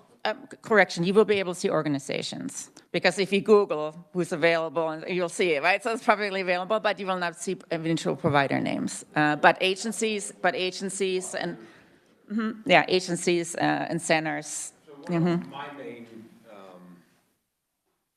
ones, I guess, when we originally talked about doing this, is just having an A to Z list of every potential providers. And so is that something that you're working on in any shape or form?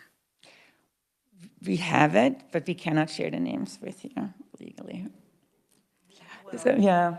You'll have the interactive. Yeah, you'll have the interactive map, so you will know where people are working, so you will have, yeah. I mean, I'm talking about some kind of an exhaustive list that you probably could have spent $1 million on putting together just on it in itself, you know, because there's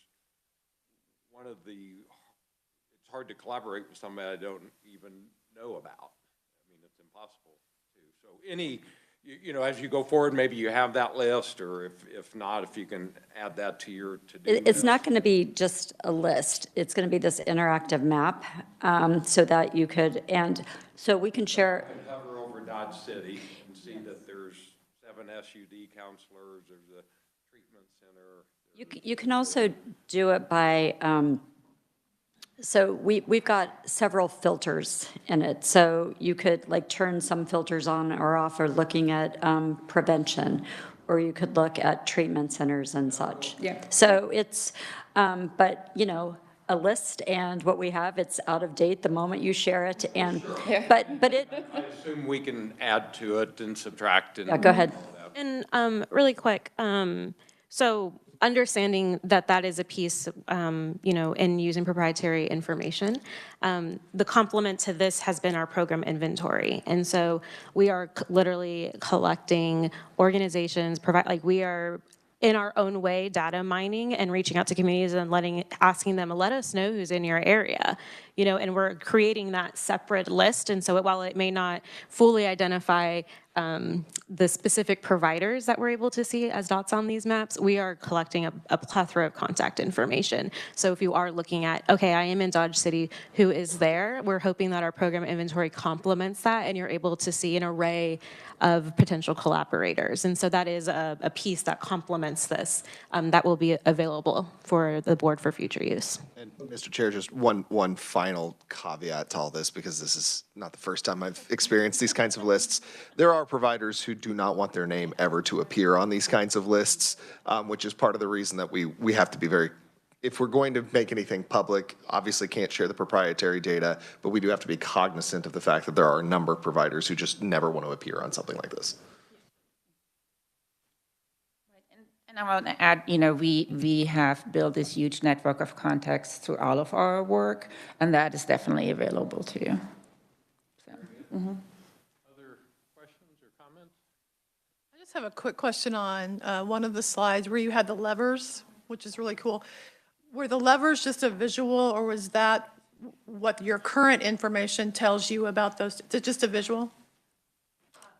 So it's not reflecting what the information you gathered is currently Yes. saying? Correct. It's just a visual, so it's not a prioritization of those at this point at all. That was just to exemplify how things can go up and down and be used in different ways. I think Monica has a question. Hey, thanks, Mr. Chair. I've got 3 comments and then a question. Number 1, as usual, KU team, thanks. Very comprehensive, and love the multifaceted concepts you have here.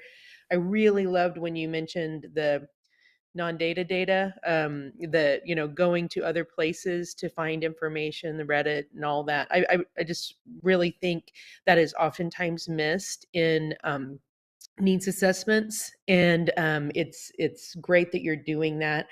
I really like also the fact that I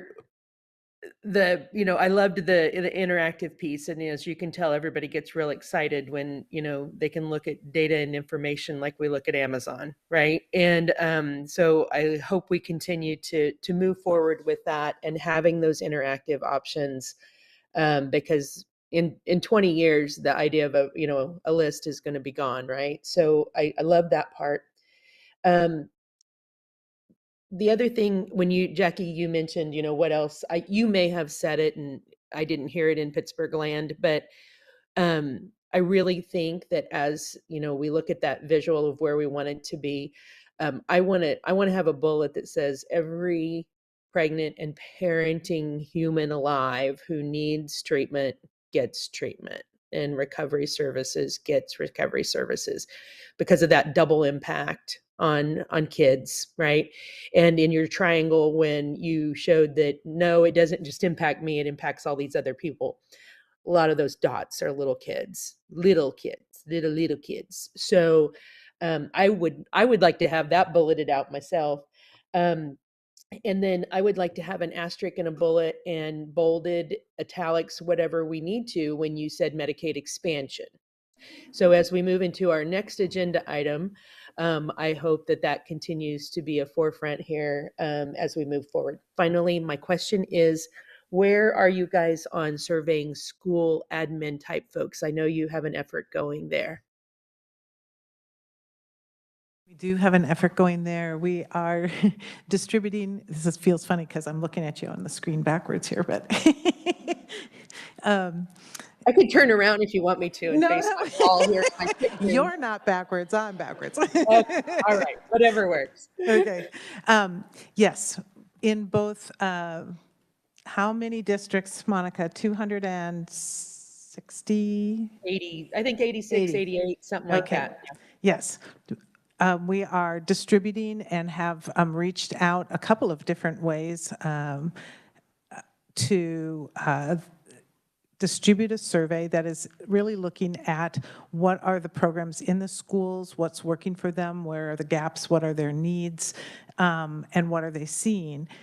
It's a relatively short survey, and we're asking to receive that back by building level kinds of detail.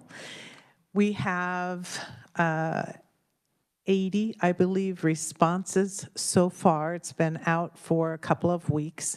We have also, I will add, worked with an association, the CARES Association of Independent and Religious Schools, and they are also distributing there. And so we're getting that private information back as well. We had targeted the 25th, that's just next Friday, for closing that. I think what we will do is to extend that, because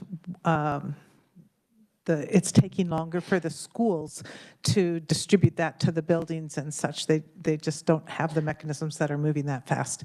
So we'll extend that time frame and just keep going. Great. Thanks for that. Thanks for all your work, everyone. Any other questions or comments? Great work. Thanks for the presentation.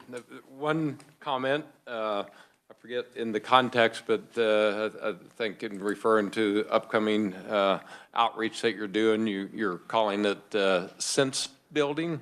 Is that right? Sense making. So I'm just making a comment, somewhat of the wisecrack. That could be used in many, many areas in today's world. So sense making, that caught my attention. So thank you. And again, get a hold of Krista or Alyssa if the board has any questions, and they can get you in contact with the KU team. I'm going to take a 5-minute break. So we are 7 till 11, and at 11 we'll resume.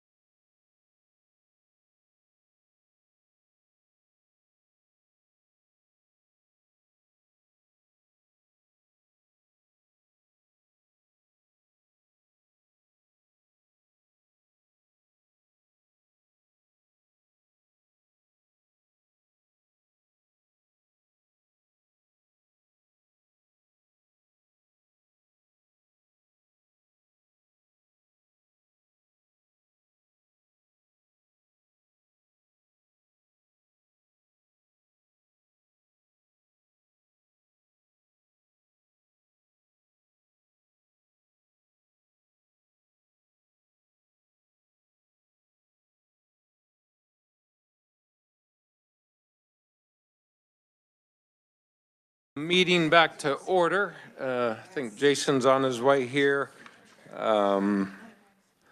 So the next item is legislative education discussion. So we've discussed, and I think there's, the legislature, which is not unusual. There's a lot of things that go on, and if you're not directly involved, it's not unusual for them not to know what else is going on. So we've been at this long enough to where I think collectively we feel like it'd be good to do some outreach. And so having been in that world, I'm just going to suggest some things for the board in particular is just, if you don't know who your local state rep and senators are, it's easy to find out, and perhaps just give them a call or, ask them to go to coffee. That's, a very good way. And people always feel like, well, they're, don't want to bug them or anything. Well, that's part of the job. And having been a former legislator, I didn't mind being, no, I shouldn't say never mind being bugged, but usually, I was glad that somebody was interested and that the information was pertinent. So would encourage the board to reach out to your local legislators, or if you know anybody, if you work with anybody else that's in the legislature, to take the time to do that. And then also this being an election year, and so every 2 years the House of Representatives stand for election, but every 4 years, so this is one of those 4 years things. So there'll be senators and new House members, and typically when they bring them in the first 2 or 3 weeks of the session, they're kind of catching up the new members, so they're looking for informational testimony. So we'll work with, there's a list of committees that we'll work with, obviously the Ways and Means and the Appropriations, the two money committees, the Judiciary Committee, Juvenile Justice and Health and Social Services. So we can probably look at Krista and Alyssa to provide or prepare some written testimony, kind of a one-pager. You're more likely, the less pages, the more likely they might look at it. So executive summary, please, and we'll provide written testimony to probably all the committees, but then look at some specific testimonies to see if we could get on their agenda. So if you're open to testifying, you can let Krista know, and we'll kind of make that happen over the first couple weeks of the session, which is what, like, starts January 10th or 14th or something like that.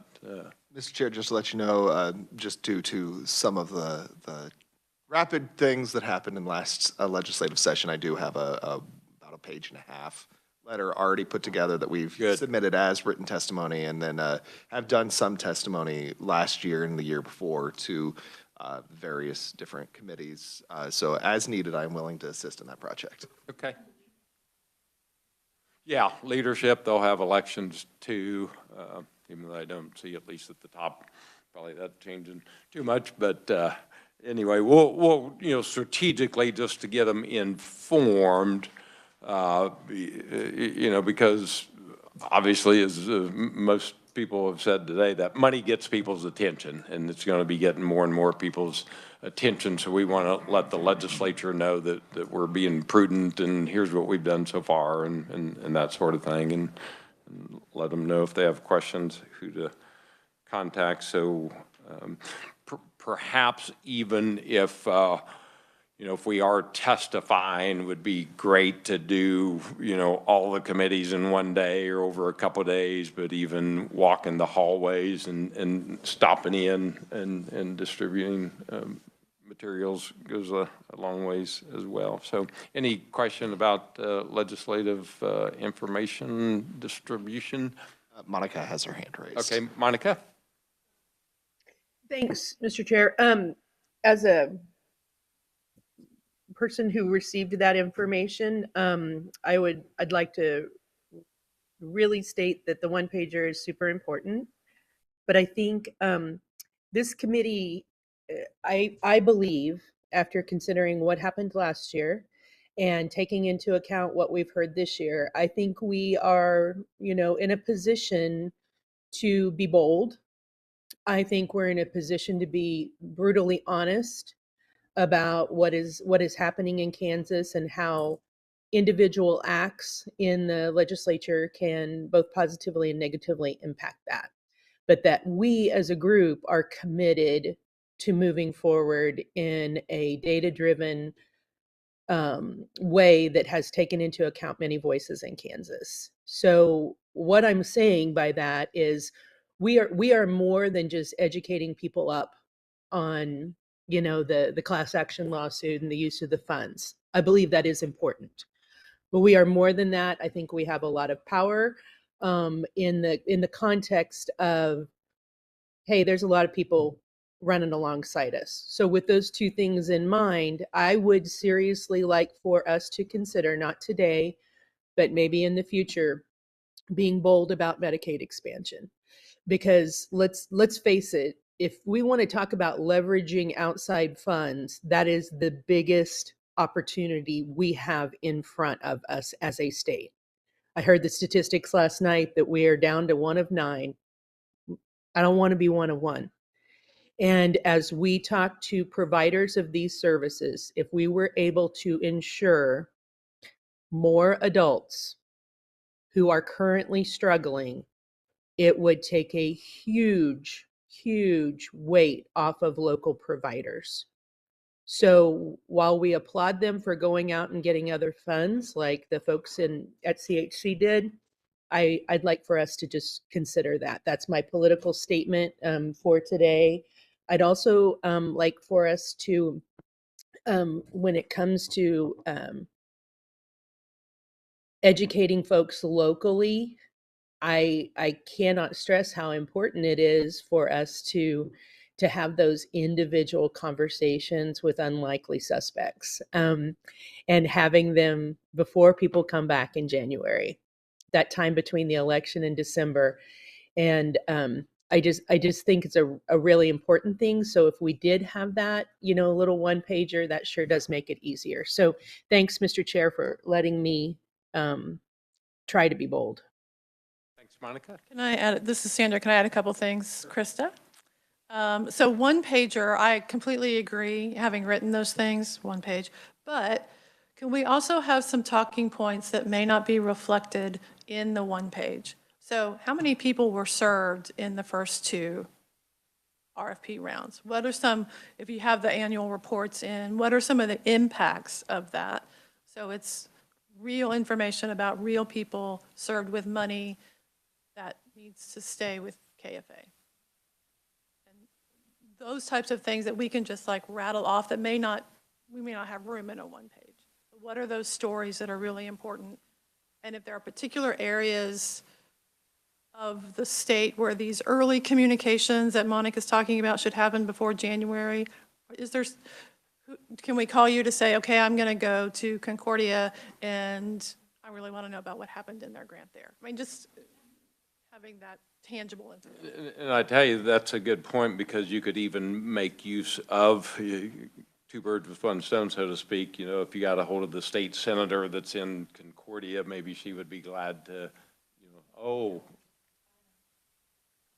spread the word. So, Mr. Chair, just for procedural purposes, are you contemplating everybody kind of getting these ideas to Krista, then routing them through you so we're all on the same page? Or are you? absolutely. Okay. And then are you contemplating each of the board members, if they're willing or able to do this reach out as well? Or are you contemplating yourself? I would suggest that each of the board members reach out to their local rep and senator and either on the phone or coffee or whatever. And then in addition to that, the first couple weeks of the session, if anybody is available to testify, not that we'll have 4 people testify, we'll just have 1 person that represents the board before appropriations or before the judiciary, do it that way. Some people are comfortable doing that and some are not, which is fine, but and again, we'll try to condense it. I was looking, you know, they don't typically, or they're not meeting on Fridays, because I thought, well, we could do our January, you know, coincide with them. Anyway, maybe that Thursday before, did you get the start of session? 13th, so.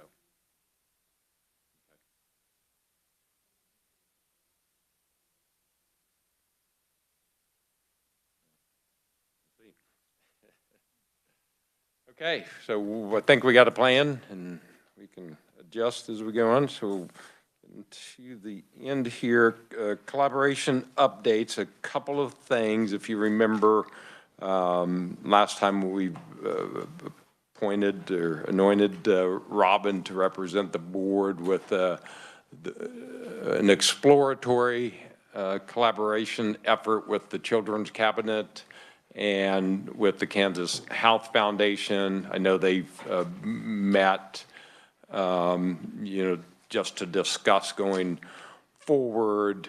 And then also there was a plan, there was a scheduled meeting that the Children's Cabinet already had scheduled with a host of philanthropic organizations around, and thought, well, that'd be good to maybe be part of that. And again, with the effort of collaboration, the way that we looked at it was this was kind of a test run, you know, and it was pretty exciting. And in that Ed O'Malley, the new executive director of the Kansas Health Foundation, had actually been contemplating doing the same thing that we are, that, you know, he wants to do something out of the box that really makes a difference and to reverse the trend in the health of Kansans. And then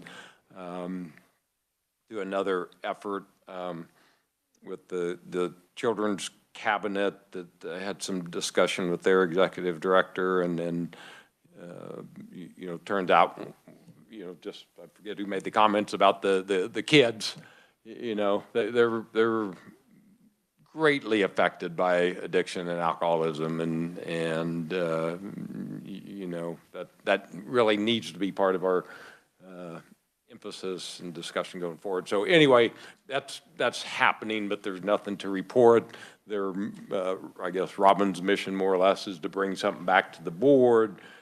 You know, of course, it has to pass the muster, you know, with the legislation that we abide by, and also the judges ordered, but you know, that's ongoing. So the second thing, I'd send out a letter or a note or something to the board, and just to express what I wanted to make sure, me personally being the chairperson, that I was following the guidance of the board. I'm just one person on here, and if the board wants to go a different direction, I want to, you know, that's fine too. I don't, you know, I tell my kids and anybody else that's interested at my age, there's only maybe one thing that I know today that I didn't know 20 or 30 years ago. Now, 40 years ago, I knew everything, but today, that one thing is I know what I don't know, and that in itself makes me, I guess, have a little more wisdom than I used to have. But so I want to make sure that we're going down the right path, and I could tell just by various comments today, you know, at least in my mind, stressing where I think the board wants to go. So I know there was just some side talk that highlighted that what I've experienced in my life when it comes to whether it's for-profit, nonprofit, governmental initiatives, it starts with the plan, and the more effort that you put in the plan, the more data that you put in the plan to help guide you, that's great. You know, you got to have a roadmap, but the hardest thing is the implementation. We've all been part of plan after plan after plan. Doesn't matter if it's SUD or, you know, whatever it is. It's the implementation that usually weighs down, and things don't get done. They don't end up. And so I know for me personally, and I think from the board, you know, we've been put together and given this task that really can bring monumental results, and you know, whether it's saving kids' lives or their future, or you know, grown-ups, teenagers, You know, one of the comments I jotted down from, I think, just a comment that was made to the researchers was, if we don't keep them alive, we don't have any hope of helping them. And I remember somebody that I worked with that had been in the field for 40 years, and she just stressed that there's still a chance. I met somebody a couple weeks ago that had been in treatment 30 times, you know, so people ask me, what's the limit? And maybe it's the same out of the Bible, 70 times 7. You know, the same qualifications for forgiveness go into, you know, when do we give up? When do we give up on somebody if their cancer comes back or they have another heart attack? Or, you know, that question wouldn't even come up. You'd be sued for malpractice if that would happen. And we've got legislation, you know, we had the legislation in the 90s, the Parity Act, and, you know, get into the weeds on, you know, why that hasn't really worked. But basically, there's no penalty, you know, so the insurance companies, they get slapped on the wrist if they don't provide parity, and, you know, they got more attorneys than the Attorney General's office does over here. So anyway, so we have this great opportunity. I'm going to go through just some notes. Okay. Let me get through my notes and then we'll take questions. The comment about there's $700 million. What I've found is, and I said this before, is that there's not a lack of interest in collaboration, but maybe I don't know how, or maybe I don't even know who's across the street that maybe we might have a common interest. And so what we have an opportunity to do is you know, to operate outside the box. We all know that usually the #1 hindrance to getting something done is the funding, you know, so we have this manna from heaven, as I like to call it. We have, the first thing we have is the money. And so to be good stewards of that money and to build something, this infrastructure, and I don't know what that looks like, but it's going to be over the next couple of years, we're going to be tasked with doing this. And as a board, you know, we're going to be, you know, I guess our nickname will be the implementers, because it's really rests on our shoulders. Of course, our teammates in the AG's office and Sunflower and the KU research. I mean, it's going to take a village for sure to make a difference. But, you know, in a sense, when I look at things being implemented, and then I look at areas that I'm personally involved with SUD, you know, I'm blessed to, you know, I'm in recovery myself. I've worked in recovery. I've worked at a national level and local level and state level, and you know, I know a lot of providers and that. And so I get calls probably weekly from people that are pretty sophisticated, you know, to homeless people, and you know, I treat them all the same. You know, I'm feel honored that somebody would reach out and ask for help, but I become kind of their personal navigator, and which is great. But how about the thousands that don't have that, you know, don't know where to reach, as opposed to physical health that, you know, if I come across somebody that just had a heart attack on the sidewalk, I immediately, okay, call 911, and the EMTs come, they get into the hospital, and he's assessed, and then, okay, we need to fly him to Kansas City, and then, you know, has heart surgery, and, you know, the protocol is all there that was developed 50 years ago. But if I come across the guy that's overdosing on fentanyl, you know, first of all, the stigma, well, I'm going to cross the street. I don't want to be associated with this druggie. You know, if I do stop, well, then what do I do? Who do I call? So anyway, that's kind of illustrates, puts a picture on of what I hope we can accomplish. And there's going to be, you know, again, I feel blessed to be in this position because of all the knowledge that has been given to me. Not that I'm a very smart person, but I always tell people I've got a big Rolodex and know a lot of smart people, and I've been, you know, using that Rolodex over the last 6 months.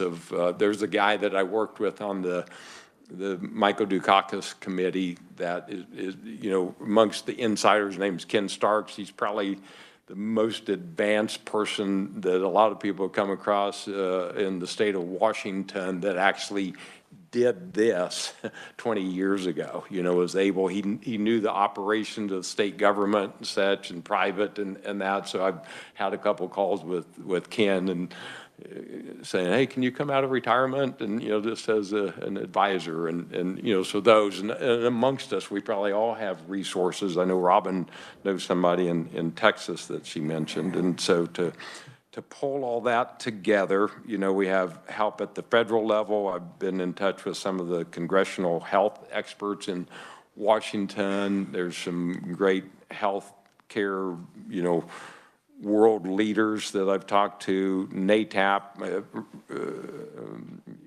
used to be on their board, the National Association of Treatment Providers, SAMHSA. I know Kim Nelson has come and testified some before us. So there's a whole cadre of resources we can call upon. And so this collaboration is so important. But I can tell you, it's nothing easy about it. I've told several of you that it depends on the day, that I think, I hope the board wants to go a different direction because this is going to be too hard. And we'll basically be raising our hand to help get this across the goal line. But it's not impossible. And really, Kansas has this opportunity. I'm somewhat aware of what all the other states are doing. Every state got a boatload of money. And I don't think any of them are wasting it, but I don't know of any of them that are taking this deliberative approach that we are.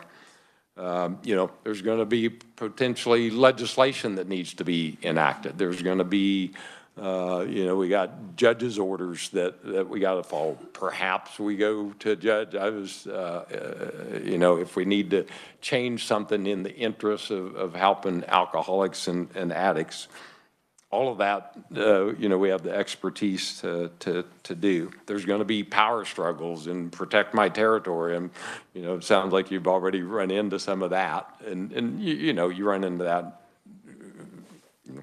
anything, whether it's private or public affairs, but those are all things that somebody mentioned this before, and it was a great lesson for me when I was as part of the Governor's Economic Council, and we had like 20 great business leaders from all different sectors and representing the state, and about 6 of us cabinet members were on it, and maybe the most contentious issue out there, and I didn't realize how contentious it was, is water. And so we hosted this big thing out in western Kansas, and that's my home, and it was actually in Dodge City, and so went in there, and I guarantee you it was like the Hatfields and the McCoys. And these were probably all gun-toting people that were there, and they were evenly split, and I was looking for the nearest desk that I could duck under when the gun started out, and because we got senior rights and junior rights and these rights and those rights and that. But one of the leaders, stood up, and he's very, very successful, maybe just very successful. You all know his worldwide company, but he said, we're never going to be able to agree on what to do next week or next month or next year or even 5 years from now, but I bet we can agree on where we want to be in 50 years. And if we can agree on that, maybe we can work backwards, so maybe we don't project out 50 years, but maybe it's 10 years. Where do we want to be in 10 years? And then, build back from there. And that's kind of where I feel like our board is going to be instrumental. And we mentioned we've got the funding, which can be both a blessing and a curse, but we're going to consider it a blessing and be very prudent with it, but also know that we've been tasked with something that's greater than any one of us, and it's going to take, as I mentioned, a village. So the implementation is going to be a key.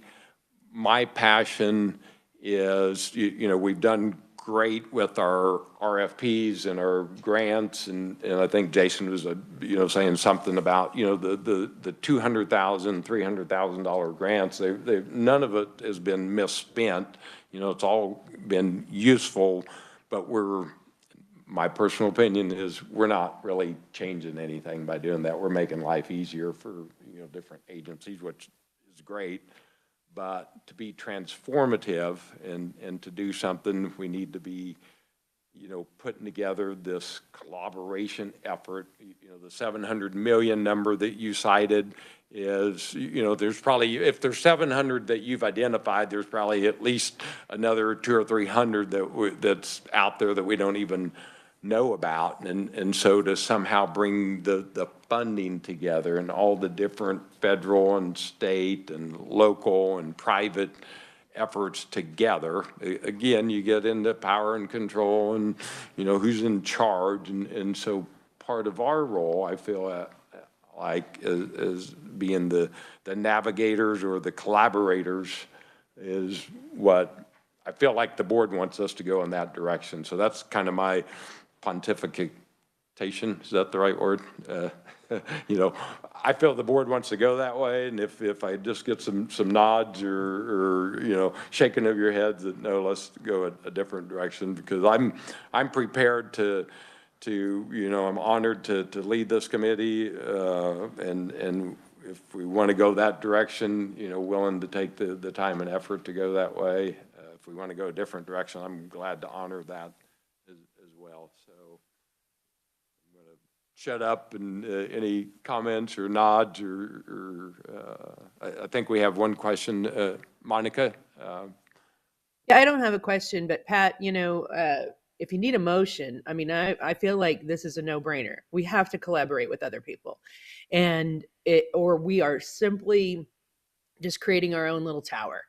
And so I don't know what you need to keep moving forward, but I'm all about it. And I would like to suggest, while I agree with a lot of the things you said, I would also like to suggest, as a person who has only been able to get things for kids and families by collaborating, that we move forward with even just a simple collaboration. And this doesn't have to be something that is monstrous. But recently, the Kansas Children's Cabinet and Trust Fund Board met. Don Heineman currently serves as the chair of that board. We had a strategic planning session. I am a member of that board.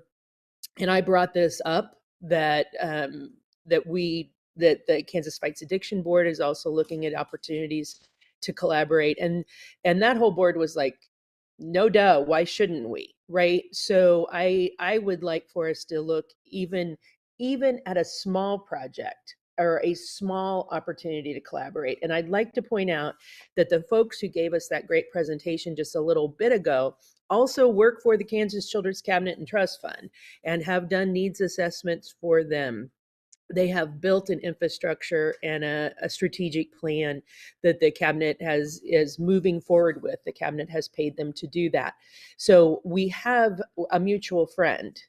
So while I know that Bob there is probably twitching because I'm going to start talking about, things that might violate quora and coma, you're going to miss us, aren't you, Bob?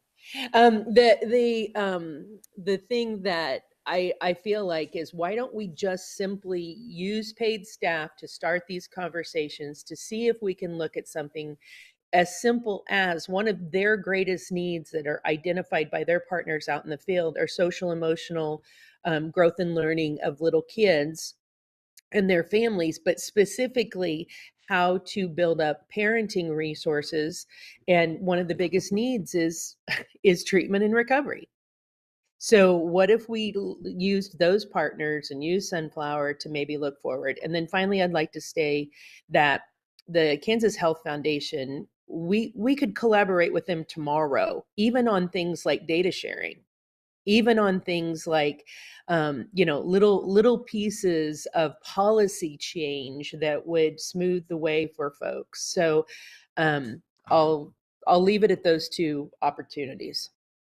And Monica, I don't think there's any doubt that we're going to do the collaboration with the Children's Cabinet and the Health Foundation, but what we just need to make sure that we don't run afoul because, you know, you definitely got Robert and Chris's attention when you were talking. So My work here is done. That's the only, we want to make sure we get the check off on not, because My, not my only. work here is done. I can sign off from Crawford County.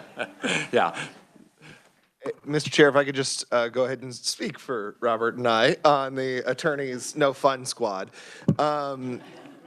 So I'll start by saying that my comments here are not to say no, but to make certain we understand that doing this approach is going to be different from the approach that we've taken with the current RFPs. Because of the way the statute is structured, because of the way the settlements are structured, we do have to still maintain oversight of how those dollars are spent by whatever organization we are collaborating with, and we have to make certain that they are spent for abatement purposes. Abatement purposes is very broad, so I don't think with the Children's Fund or with the Health Foundation that we're going to run into a lot of problems there.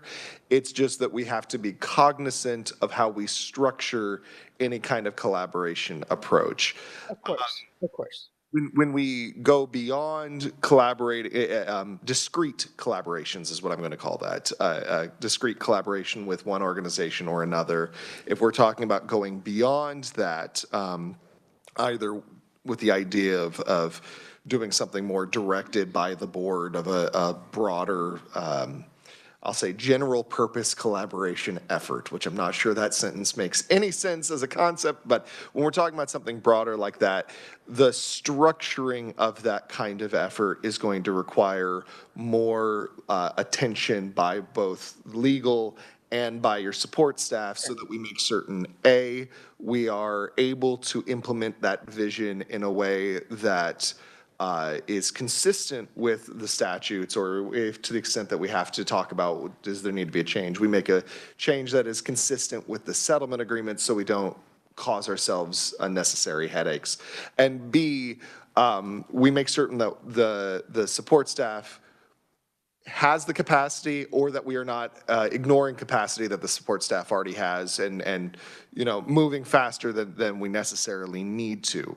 All of this is to say is that we are supporting you. We support these collaboration efforts. We just want to make certain we are being cognizant of the way we move forward on these particular approaches. And, you know, it's going to be a hill climb, and there might need to be legislation change or even judges' orders. I was motivated by something that the Children's Cabinet did, and you know, you think, well, it's hard to get legislation changed, it's hard to get judges' orders changed. Maybe the hardest, though, would be to get the IRS to change their stance, and I know the Children's Cabinet was able to get the IRS to sign off on redirecting some funds that came through the pandemic funding to help it go towards child's care. They made their case that, hey, this would benefit children, and so I thought, well, if you can get something done with the IRS, then the rest of this looks pretty easy. So anyway, we're ready for those challenges, and you know, we have an opportunity, I guess, to make a difference, and I guess that's all we ever ask for in life is to have that opportunity and see if we can execute on it. The one thing I'll just add on that is that the more discrete or concrete the collaboration effort is, the easier it is for your support staff to address those particular issues.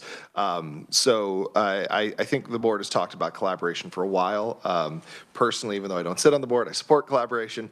My view, though, is that doing the thing I have to do as a lawyer of issue spotting is harder to do in the abstract than it is when there's a discrete idea in place. And so having those discrete ideas in place, that discrete plan in place, helps us help you. Oh man, I am really sounding like a marketing guy. You sound like a politician. Hey, Chris. But it does help us when we have those discrete ideas in place, and for clarity, I would call the proposal that we had in place like the next step towards a discrete idea, but maybe not towards the position that we would need in order to start resolving those types of roadblocks. Hey, Chris, it's Monica. what do you mean by discrete? You use discrete, it sounded to me like equal to concrete, and in my brain, those two words aren't the same. Sure. So the way I mean it is a program with the Children's Cabinet or with the Health Foundation would probably be something we have designed and Yeah. has clear boundaries. Whereas something Oh, okay. more general, so yeah, I'm using discrete to both mean the clear boundaries and a concrete plan. Oh, okay. Yeah. Yeah. You're saying, have it written out, know what the goal is, know who's in charge, know what the steps are. And that way we That's can, what you mean, not just let's all get together and share money. yes, yes. So Okay. that way Got we it. can resolve any kind of legal or judicial roadblocks that we Gotcha. have to. You see, Chris, you just need to call a kindergarten teacher in the room, and I can just cut through it for you there, bud. Thank you very That's much. we can do concrete. Brandon? Yeah, thanks, Chair. Brandon Skidmore, Sunflower Foundation. So I just wanted to reiterate from the perspective of Sunflower and the support that we provide to the board via the Attorney General's office. I think two things to think about. If you recall back in the very beginning when we talked about the mechanisms for how the board could push grant dollars into communities. The first one we talked about was, of course, the request for proposals or the RFP. That's really the mechanism we've primarily been using to date.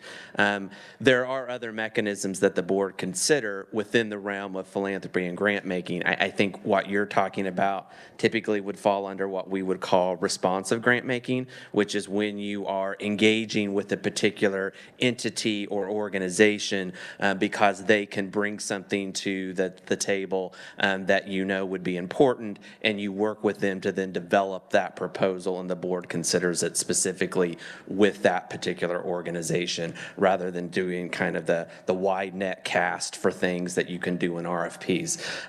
So I think that there are different mechanisms that the board consider as they kind of get, as you get more nuanced and deliberate about what you're trying to do, especially through the results of the needs assessment and the plan that you put together. I think also then we're very interested in maintaining the relationship that we have with the AG's office. If there are specific things that you feel like we could build out and do more of, those are things that we're always willing to listen to and work with the AG's office to figure out how we incorporate that into the contract that we have with them.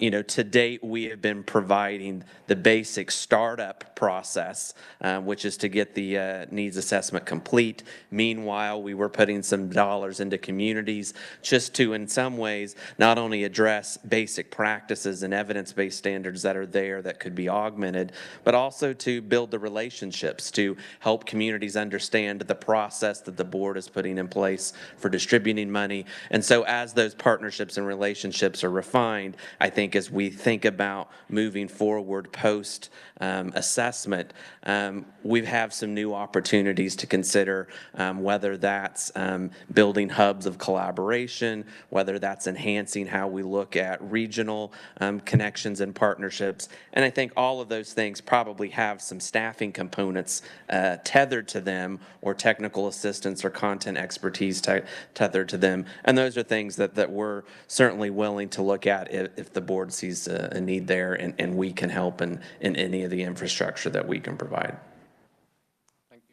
One point I just want to add on that is for the collaboration goal.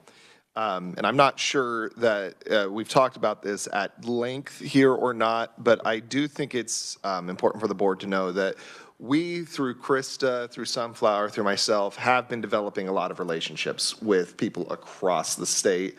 Not only the subdivision, government entities, but also health entities, coalition partners, things like that. So what we've been doing over the last 2.5 years at this point has been developing those kinds of relationships. We're not to the formal place that I think, Pat, you're thinking about, but I think that we have a good groundwork laid to get us to that particular place. So I just want to make sure the board knows that we are developing those relationships and have a pretty extensive network grown so far, and with goals to grow it even further and make it more Monica, I'm going to use the word concrete again, to make it more concrete that those networks are strong so that we can do this type of collaborative effort or reach this collaborative goals that the board has set out.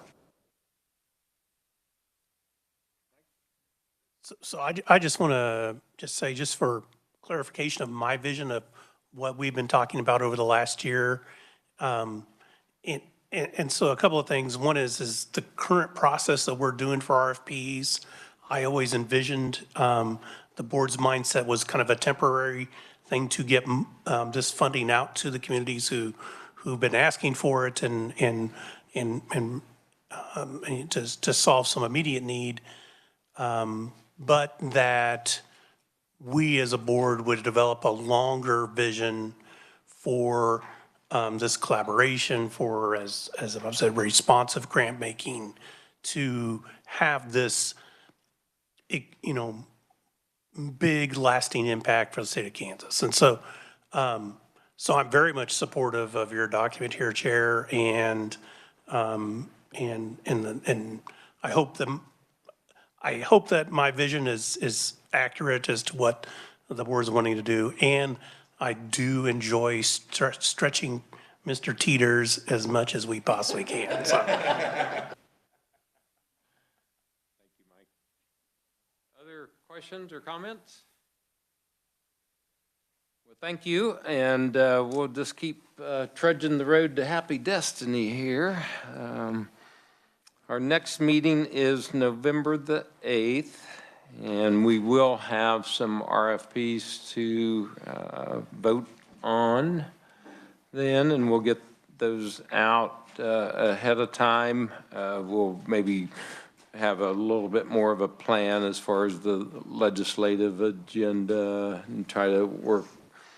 It's a little bit hard in that after the elections, then they'll come together, the House and the Senate, sometime early December, if I remember right, and then that's when they'll elect, the House leadership, and the chair people will be appointed at that time, and that's who we'd work with to get on the agenda. But I can tell you that the first couple weeks, they're looking for people to come educate, and so we'll look for those times. So,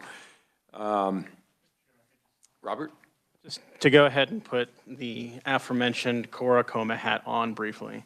I love the idea of you reaching out to legislators and talking with them. Remember, when you're doing that, even as an individual, you're acting as a part of your role on the board. So your email to a legislature is something that would be potentially subject to a Cora request should someone ask for it.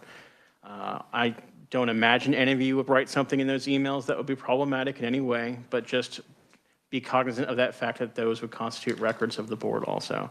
I don't anticipate an issue, but this is a board of, at times, great public scrutiny.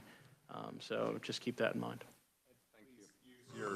Please use your AG-issued emails for those types of communications. Please do not use personal email so that we can maintain those particular public records to the extent that they would be subject to Cora Coma. The other thing, just since we are doing voting on grants next time, and since some of you may have conflicts, we do need all board members, as many board members as possible, to attend both the next meeting and the meeting following that, so that we can properly vote on all of the grants that are presented in front of the board. My worry is not so much the defying the open records and Cora, but I didn't pay much attention in vocabulary and spelling and that's, but good thing Monica's on the board. Maybe I can have her review my letters before I send them. So. Well, thank you for your attendance. We're getting out of here before noon. With that, I will adjourn the meeting.